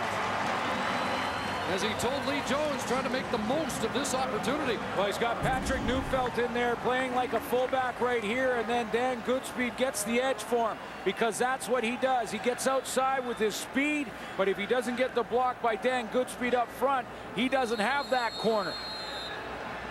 Got outside Junior Turner and rips off 20. First and 10 at the 11. Back to Charles. This time, nothing doing. Tossed down behind the line of scrimmage by Malik Jackson. Same formation, different side, very different result. And this time, maybe again, Hugh Charles tried to do a little too much. Sometimes you have to know when to just bang it in there. And sometimes like that, not hesitate and bounce around a little bit too much. But penetration up front for Calgary is what makes the difference. It's Malik Jackson shooting the gap. Riders last in touchdown production in the red zone so far. 5 for 12 on the year. 2nd and 10. Looking into the end zone. What's claim one incomplete. Up against Greg Fawcett. And a missed opportunity for the Roughriders offense. Well, it is, because it's for a couple of things. One is it's missed opportunity for the offense this deep into Calgary territory, but a missed opportunity for a guy who's been absolutely silent tonight. He's been playing that wide side wide receiver. They moved him in a bunch formation, had a chance, and really should have had it. Doesn't usually drop that. Final play, 3rd quarter, and a field goal upcoming attempt for Saskatchewan. Can move to within 1 here, and so it shouldn't surprise you. The stats, almost a dead heat through 45 minutes. Well, we're going to have a great 4th quarter here and a great finish between these two teams. 4 yards separating the two teams in passing, 1 yard in rushing. It's been that kind of game, and I expect in the 1st quarter it was defense, 2nd quarter offense, 3rd quarter more defense stepped up again. It's offense's turn. You know, we had a little debate at the end of that 1st half if that ends up being the difference in the game. Wow. Could be costly, but there's lots of time for it. This one to play out either way, and Eddie Johnson trying to make it a 1-point Calgary lead. He does on the opening play of this 4th quarter.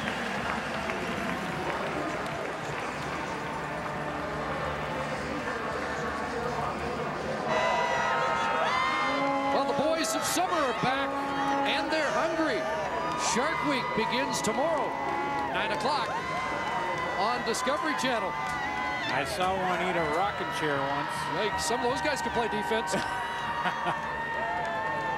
was from maybe my favorite all-time movie of all time, Jaws, which really dates me because I think that thing was made and released back in the 70s. It's black and white, isn't it? So a missed opportunity for the Roughriders. Settle for 3. 1-point game as Greg Marshall looks for his first win at home, trying to move into a tie with Calgary in the West, and the Stampeders trying to create a little cushion here for 2nd and stay in touch with those guys from Northern Alberta who have been the biggest story. Wow, yeah, congratulations. 5-0 start for the Edmonton Eskimos, and that's right after an 0-3 start. Saskatchewan a chance to fight for a 2nd-place tie here tonight. A rocket by Eddie Johnson. What a blast. Is it going to go all the way through? It will. So no single. It'll come out to the 25. That looked like that ball almost could have gone through the uprights.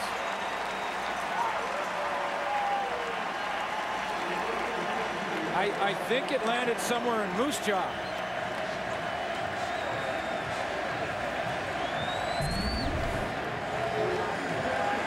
It's up, and it's good. Did that go through the upright? It did.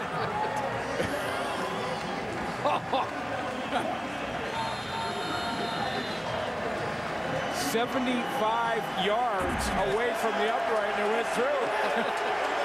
I wonder if that plants a seed in Greg Marshall's head if he needs it later in this game. Henry Burris to work and throws complete. Nick Lewis another catch.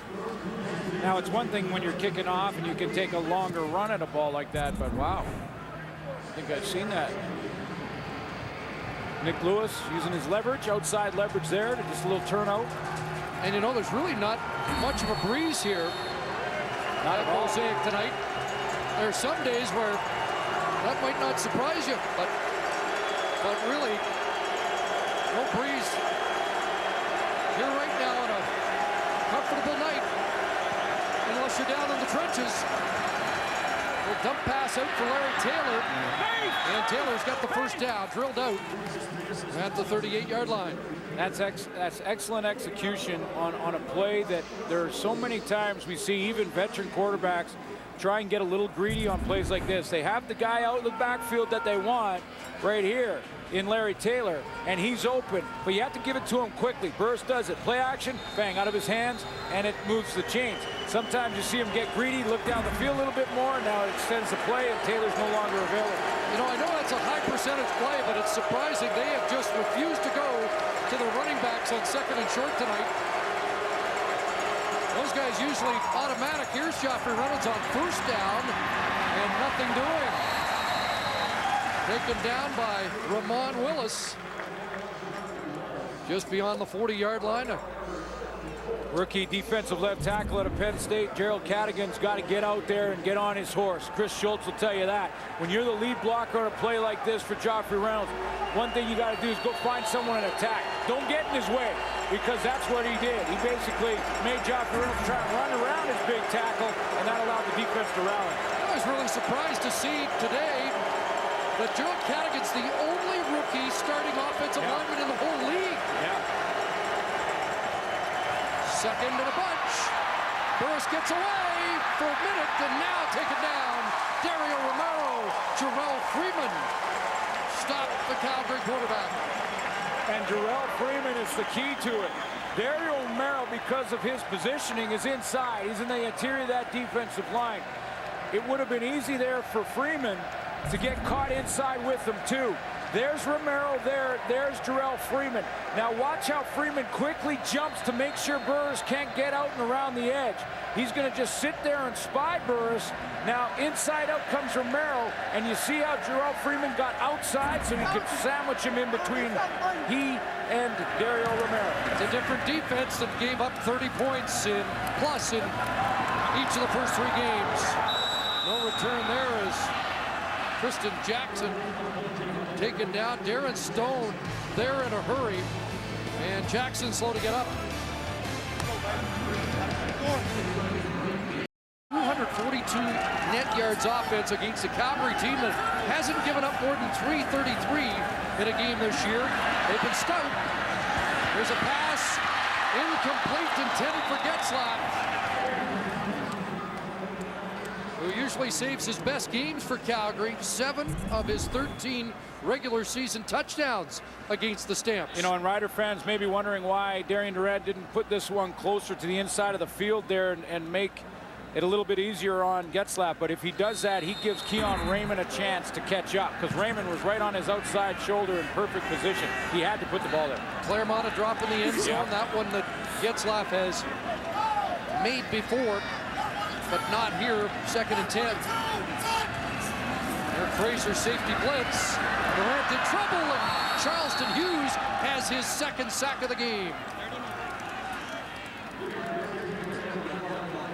3rd for the Stampeders, and Hughes gets home again and now has 3 on the year. You know, and he's having some success inside. You know, he's inside here. We usually see him out here or out here. He's inside working on the guards, not the tackles. And that time it was Chris Best having some issues with 3-9. Western All-Star last year. Oh, that scared me. Eddie Johnson, heat was on, but he gets away. Another great kick. Look at this blast. Wow. And a high hop. They're going to call 5-yard, no yards, as Taylor is chased out by Kai Stewart. But what a booming punt. 65 yards off the toe of Eddie Johnson. Just under 11 minutes to play here. Stampeders with the football and a 1-point lead. And their offense bogged down a little bit in this second half. And the play of that Saskatchewan defense picked up. Jarrell Freeman kind of leading the way, and he's really coming back into form. Both defenses have been stout. Roughriders gave up 42, 39, and 33 points in the first 3 weeks. 24 in Montreal, and Calgary's been held to 19 so far tonight. Sean Lucas on the blitz. It's Joffrey Reynolds cut down in the flat at the 35. 3 3 yards for Reynolds out of the backfield. And Rider fans will remember last year in the Western Final and what a beast, an absolute beast Jarrell Freeman was, and played that way in the Grey Cup as well. And this was maybe his biggest play when the Riders fumbled. Looked like Calgary had about 6-1 chance to get that football, and Freeman somehow came up with that fumble. And he might have even been better in the Grey Cup game. Second and long, and Burris looks incomplete. He wanted Jabari Arthur and Tristan Jackson there, and would have been working on Tristan Jackson tonight. He's been a busy guy. Special teams and defense makes the play. He's played well on defense. Special teams has been a bit of a struggle, and he's trying to get a breather here, and they'll put a different returner, Brandon West, out on the field to give him that rest. Remember in the first quarter when Jabari Arthur made that catch on the corner in a very similar play? Well, that time Tristan Jackson won. I get my hand on it.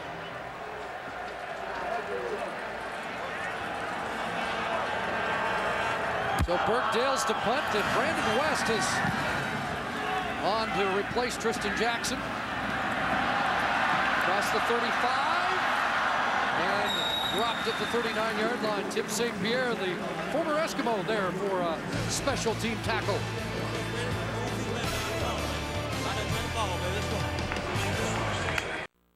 Calgary. Now, No Anderson, no problem for Calgary. now Jeff Tisdale, a couple interceptions coming in, signed as a free agent in Calgary because he loved the style of defense Chris Jones plays. It's press, bump, and run. Ephraim Hill has just 3 catches for 32 yards so far in this game. Quarterbacks love to go to that short side of the field, quite simply because it's the shortest throw, and get that one-on-one matchup, but he has not had it on the short side, Durant, because of Tisdale's play. Riders to work. Completion to Jason Claremont, taken down by Eric Fraser. That's the 14th completion of the game for Darian Durant. Calgary's defense held Ricky Ray to only 12 completions last week. And when I asked Tisdale, I said, you know, you love to play that aggressive man-to-man, and he said, yeah. He said, you know, what happens in press coverage is you eliminate the options. Because really now, the only way you can get beat is on a straight fade or a slant route into the middle. He says, so I'll take away those, take my chances on the fade, and now it's a battle. 2nd and 5. Durant quickly to Dressler. He's got it. I'm sure Calgary's going to want to take a look at this. Take a look. Brandon Smith and Eric Fraser in the area trying to wave it off. And there's some Rough Riders not dressed on the sidelines saying, hurry up, get to the line. So that makes you wonder if this was a catch. Well, let's take a quick look. Saskatchewan trying to run a play as quickly as they can. And I don't think that was a catch at all. Yep, and the challenge flag comes out. Dressler did a nice job of selling it. He tried to cover the view of the official with that turn there. But there's no question that bounced off the turf.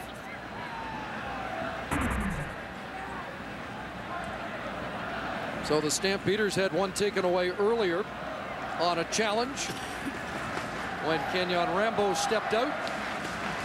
And this likely to be overturned. Calgary is challenging the ruling on the field of a completed pass. We'll review the play. Boy, a tight game like this, a one-point game, you saw just how anxious John Hufnagel was getting there as he was waiting for his spotters upstairs, the assistant coaches, to look at the replays like the folks would at home. And he's going, come on, tell me, guys, do I throw it? Do I throw it? Do I throw it? And as soon as this one came up, the flag came out. A huge difference. That would have been a first down on Calgary's side of the field and not too far away from Eddie Johnson range. Yeah. Instead, we assume the call will be overturned, and Greg Marshall's team's going to have to punt the ball away. Yeah, I don't think there's any question here. I mean, Dressler did get his hands down there, but it looked like they were outside when the ball hit the turf and bounced up into his stomach. Well, you're right, big difference here. So we move ahead a little bit. Do you, Eddie Johnson, would you turn him loose to try and kick it in the end zone, or are you looking for the pin on the... Conventional wisdom says pin him deep. Put your defense out there. After review, it's an incomplete pass. 3rd third down. So the punt team will come on. Or you could ask Eddie Johnson, who I'm not sure what he had for breakfast, but maybe you could ask him to hit an 80-yard field goal. Some of his kicks. He's put on a bit of a show here. Well, in this fourth quarter. A 60-yard punt a second ago. A kickoff that went 75 yards and through the uprights, which means it didn't hit the ground till about 10 to 15 yards deep in the end zone. Well, the ball was a little further back than I thought it might have been, so he's not likely kicking a single here, but he's boomed a couple. Yes, he has. And again. And he did it again. And this might be the perfect pin. Well, where will they mark it? It's inside the 20. It's going to be around the... Eddie Russ trying to help. Well, yep. There it is. Gainer's trying. Gainer, the gopher, is Gainer had the call. It's a 54-yard punt. Trying to help. He's trying to help. What a fourth quarter for Eddie Johnson. What did he eat this morning? Because he's not only kicking it a long way, but the hang time on some of these punts, enormous. I mean, that was from his 30. Now Gainer, who got the spot, trying to get the fans revved up. Hand off John Cornish. Little daylight for Cornish and a huge run. Still going and finally dropped at the 35-yard line, but that's a 23-yarder for John Cornish to get him out of trouble. Oh, is that important for the Stampeders? I mean, this is a huge play for Calgary, not only for the first down, but go ahead and run it, guys. But as he hits this hole, watch how it's slide protection, and bang, that opens up the hole on the backside. But it also takes some momentum and the wind out of the sails after a huge punt by Eddie Johnson. They get a big play, get a lot of that field position back. That's big. Longest run of the season for a Calgary running back. First down up at the 35. Pump. And now Burrows takes off, and he'll slide feet first at about the 42-yard line. You've been waiting for the pump and go tonight, and thought it might be there. Yeah, but I thought that was the one. He had the pocket started to collapse, so he ran out of time. That's the problem with those double moves, Chris, is that if you're going to run like an out and up or a curl and go, you need another second back in that pocket. Marking back at the 41, so a gain of 6, second and 4. And Henry has outrushed Darian Durant tonight.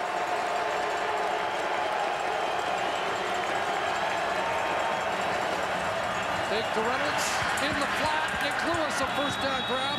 Momentum takes him into the Rough Rider bench, but it is a first down at the Calgary 48. Well, not only is he outrushed Darian Durant, but Henry Burris is now moving the pocket around, and this time he uses bootleg going out this way on the play fake, going the opposite direction to Joffrey Reynolds. So try to freeze the linebackers and the DBs, maybe get them peek in the backfield quickly, and then get out around the corner, and he gets Nick Lewis, who is very close to turning that up for big yardage. Approaching 6 minutes in the fourth quarter, Joffrey Reynolds on that draw. Best run of the game for Reynolds. So now the run game starts to chew it up here in the late stages of the fourth quarter. Joffrey Reynolds has a 26-yard run. Great conversation with Dave Dickinson before the game, the offensive coordinator in Calgary, about the run game and whether or not they're going to it enough. I was, quite frankly, asked him, are you forgetting about your all-star in the backfield? He said, no, you know, I get a good feel for it. Remember, we're platooning him and John Cornish, and right now he's feeling like the run game is the answer here in the fourth. 49 yards for Reynolds. That's 8 off his season high. Now they swing it to Taylor. And Larry Taylor with the flag down is dropped at the 30 by Nick Graham. Penalty flag right in that corner. Nick Graham the tackle, and was Nick Lewis the culprit on the flag.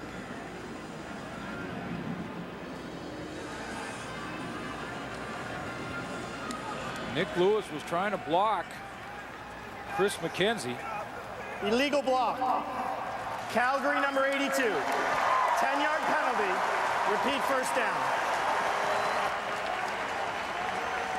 That takes it back to the 46, where it will be 1st and 20. Let's take a look at this call, because I saw Nick Lewis throw his hands in the air after this call. Here comes McKenzie. A little bit of a grab, and then let him go. I don't know about that one. The hitter inside. Jabari Arthur's got the catch. And he gets wrestled down to the ball, popped loose. Trying to strip it away, and yes, it did. And when the offensive lineman comes up with it.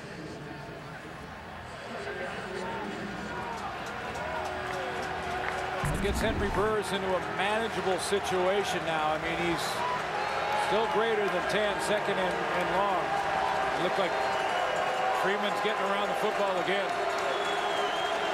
And Steve Middleton saves it, the left guard for the Stamps. Second and 13.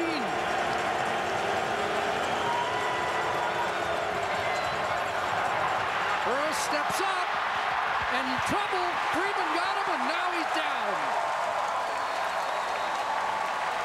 Ty Stewart and Jarrell Freeman put Henry Burris down at the 40.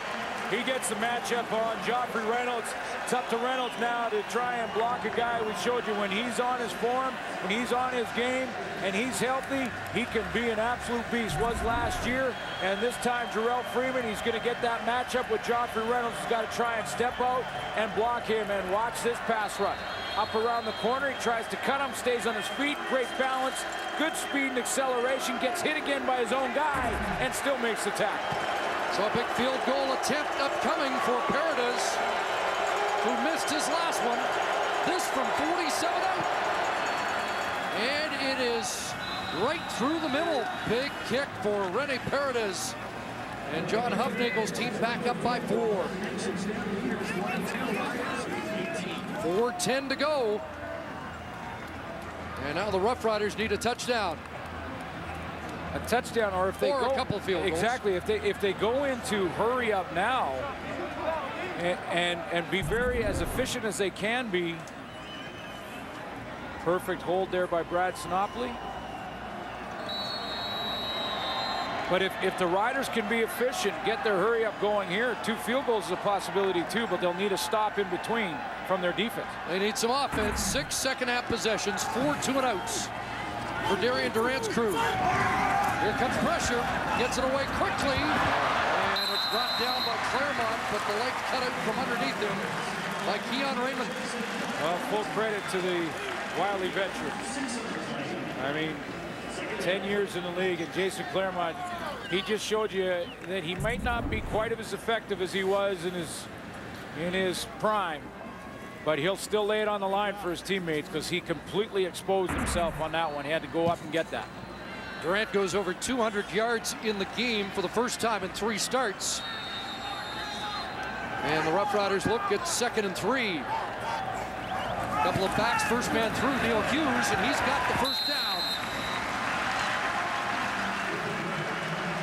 Graduate of Tom Collegiate, the high school here in Regina. You know what, Chris? I really think that Saskatchewan needs to be a little more efficient here. I mean, they're going to get down to the 3-minute warning here. And that is being signaled right here. So the score 22-18 with exactly 3 minutes to go at Mosaic.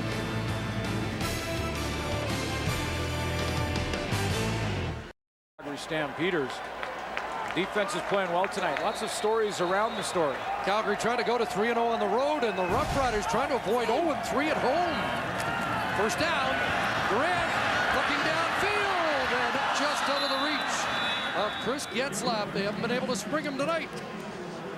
You know, I've showed a couple of times where the ball was sort of put where it had to be, and this one, though, is on Durant because Getzlaff is full speed down on this corner route.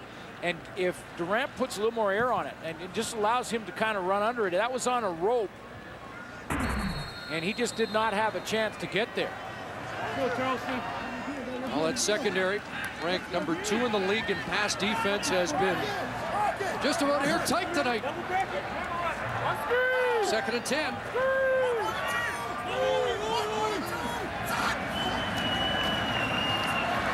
Durant steps up. And he'll get back to the line of scrimmage, but nothing more than a headache. Because He took another big hit. Charleston Hughes, again, another player that the story outside of the story is as he's had himself a tremendous football game. He gets there in a hurry, closes quickly. Stand-up position for Hughes. He walks up to the line of scrimmage, goes inside on a bit of a stunt, has to run through about 3-4 offensive linemen, and then right there, he put a good hit, good hard hit on Durant. J. Michael Dean in on that tackle as well, and now Eddie Johnson will unload again. This one not as deep. Larry Taylor let it bounce. Did that hit his foot? Not sure it did, although the fans here reacted as if it might have. And it'll be a no yards. Eddie Johnson not getting away his best punt there when they were hoping to back. Well, that could be, even though it's only a 5-yard penalty, it's 5 yards of real estate. I'm wondering if it touched the returner. No yards. Saskatchewan number 27. 5-yard penalty. First down. Just a 32-yard kick. And I'm wondering if that touched Larry Taylor here. Bounced right at his foot. I thought it hit the instep of his foot, which means, number one, it's a live ball. Number two, there's no yards penalty if it did. The officials were pretty decisive, though. They had the best angle at it. Starting at the 35, a fake to Reynolds that drew a crowd. Sean Lucas will wrap up Nick Lewis. And the gain about 3. Roughriders looking for a stop, and Henry Burris wants to play keep away with just over 2 minutes to go. Watch what Joffrey Reynolds does to play action to Luke Mullender. Joffrey Reynolds this way. Watch Mullender come down and be influenced by that. That had potential to be bigger because it got Nick Lewis out on the edge. 2 guys tackle Joffrey on that play. 2nd and 7. And somebody moved, and Ramon Willis helping the officials out. I think it was Stanley Bryant, right tackle.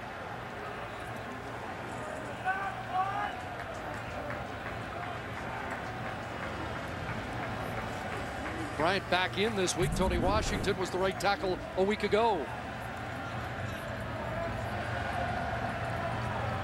Well, the big man leaned back, and that was enough. It's getting on your rocking chair on your porch.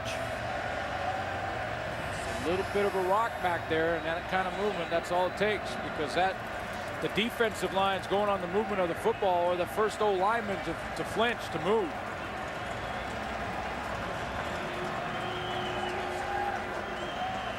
But it's a big one because it was 2nd down. Not sure why it's taking so long.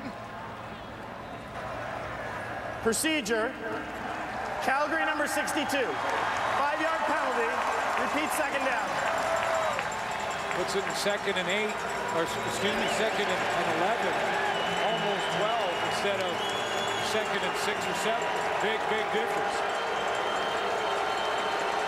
Not just in the math, in the play call.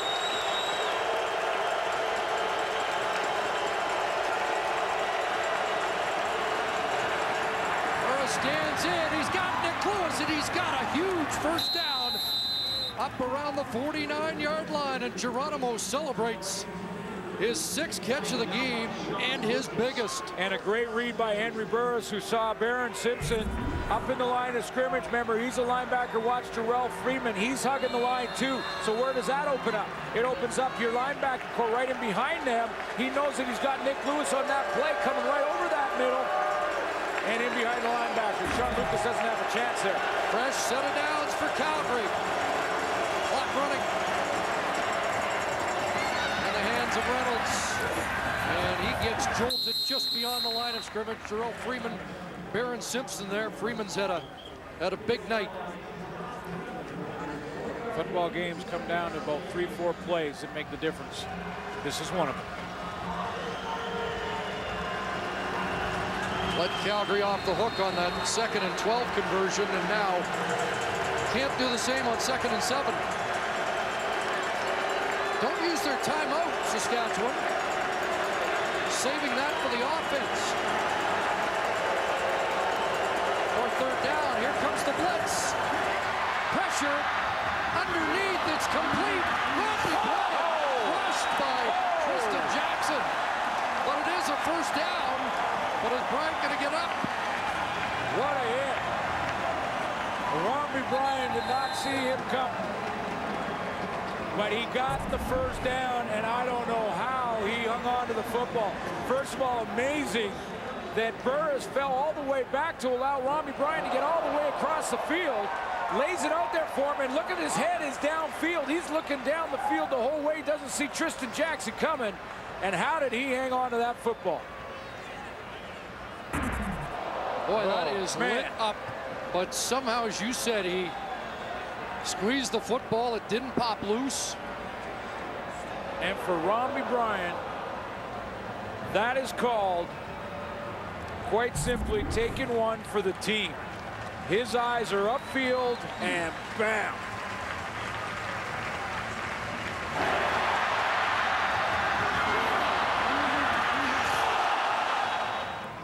That's a traffic accident.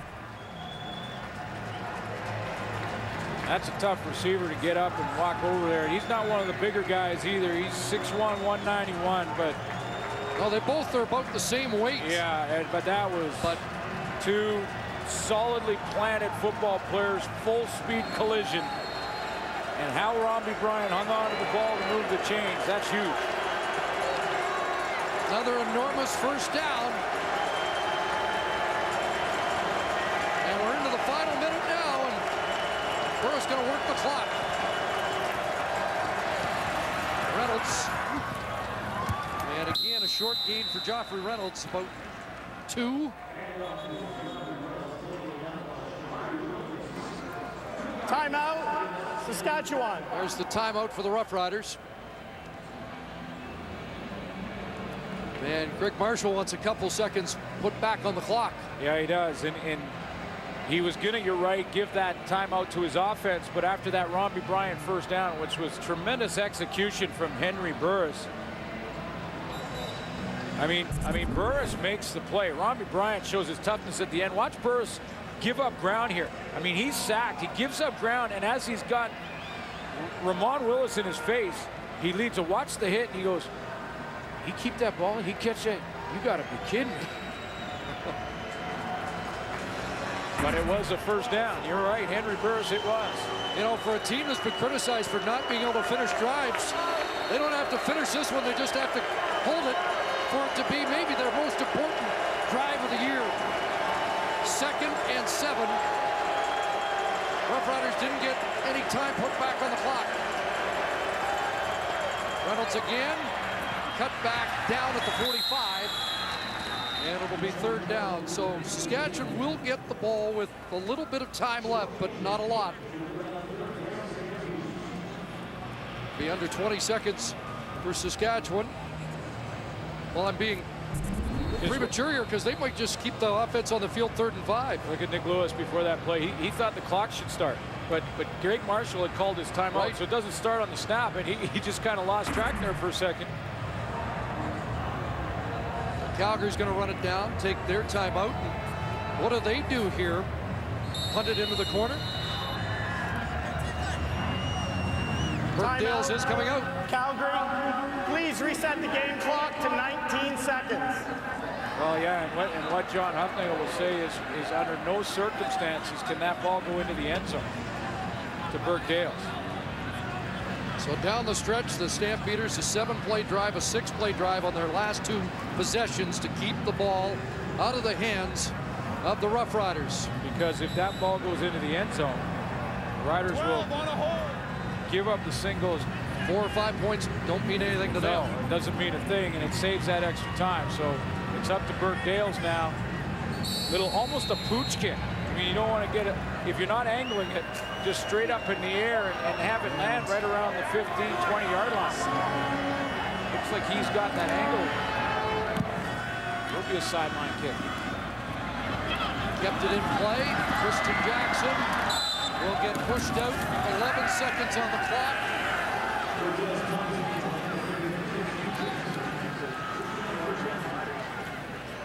And Tristan Jackson pops out. Darian Durant, last gasp time. Another quiet night offensively for this Saskatchewan offense, it's now 4 straight starts for Durant under 250 yards. Well, and he's got a couple of plays here, and he needs big yardage. And, you know, that's why I wonder when you go back to that 3:15 mark, the Riders were sort of taking their time playing for one last series. I know it's easy to second guess with the way it's worked out. Durant and Ephraim Hill will dive out. That took 6 seconds. But time for one last shot. And this will have to be a lot more vertical than that. Yeah, this is where if you're Saskatchewan, you're hoping for a pass interference call that gives you one more play and a whole bunch of yardage on the penalty. That's really the only chance you have. Calgary will back up, give these receivers tons of room. They'll play for the jump ball with one guy way deep in behind just in case. Throw it underneath. Claremont looked like they wanted to set up a little lateral there, but this one is done. And John Hufnagel's team remains unbeaten on the road. A huge win here at Mosaic tonight, where the Saskatchewan Roughriders are still winless on home turf in 2011. Play of the game was the catch by Robbie Bryant, taking that hit and extending and ending the game. Calgary Stampeders moved to 3-2, or 4 points back of Edmonton. And the Saskatchewan Roughriders now 1-4. Again, the final score from Mosaic: Calgary 22, Saskatchewan 18. Sports Center with Holly Horton and Brian Mudryk is next. So long from Regina.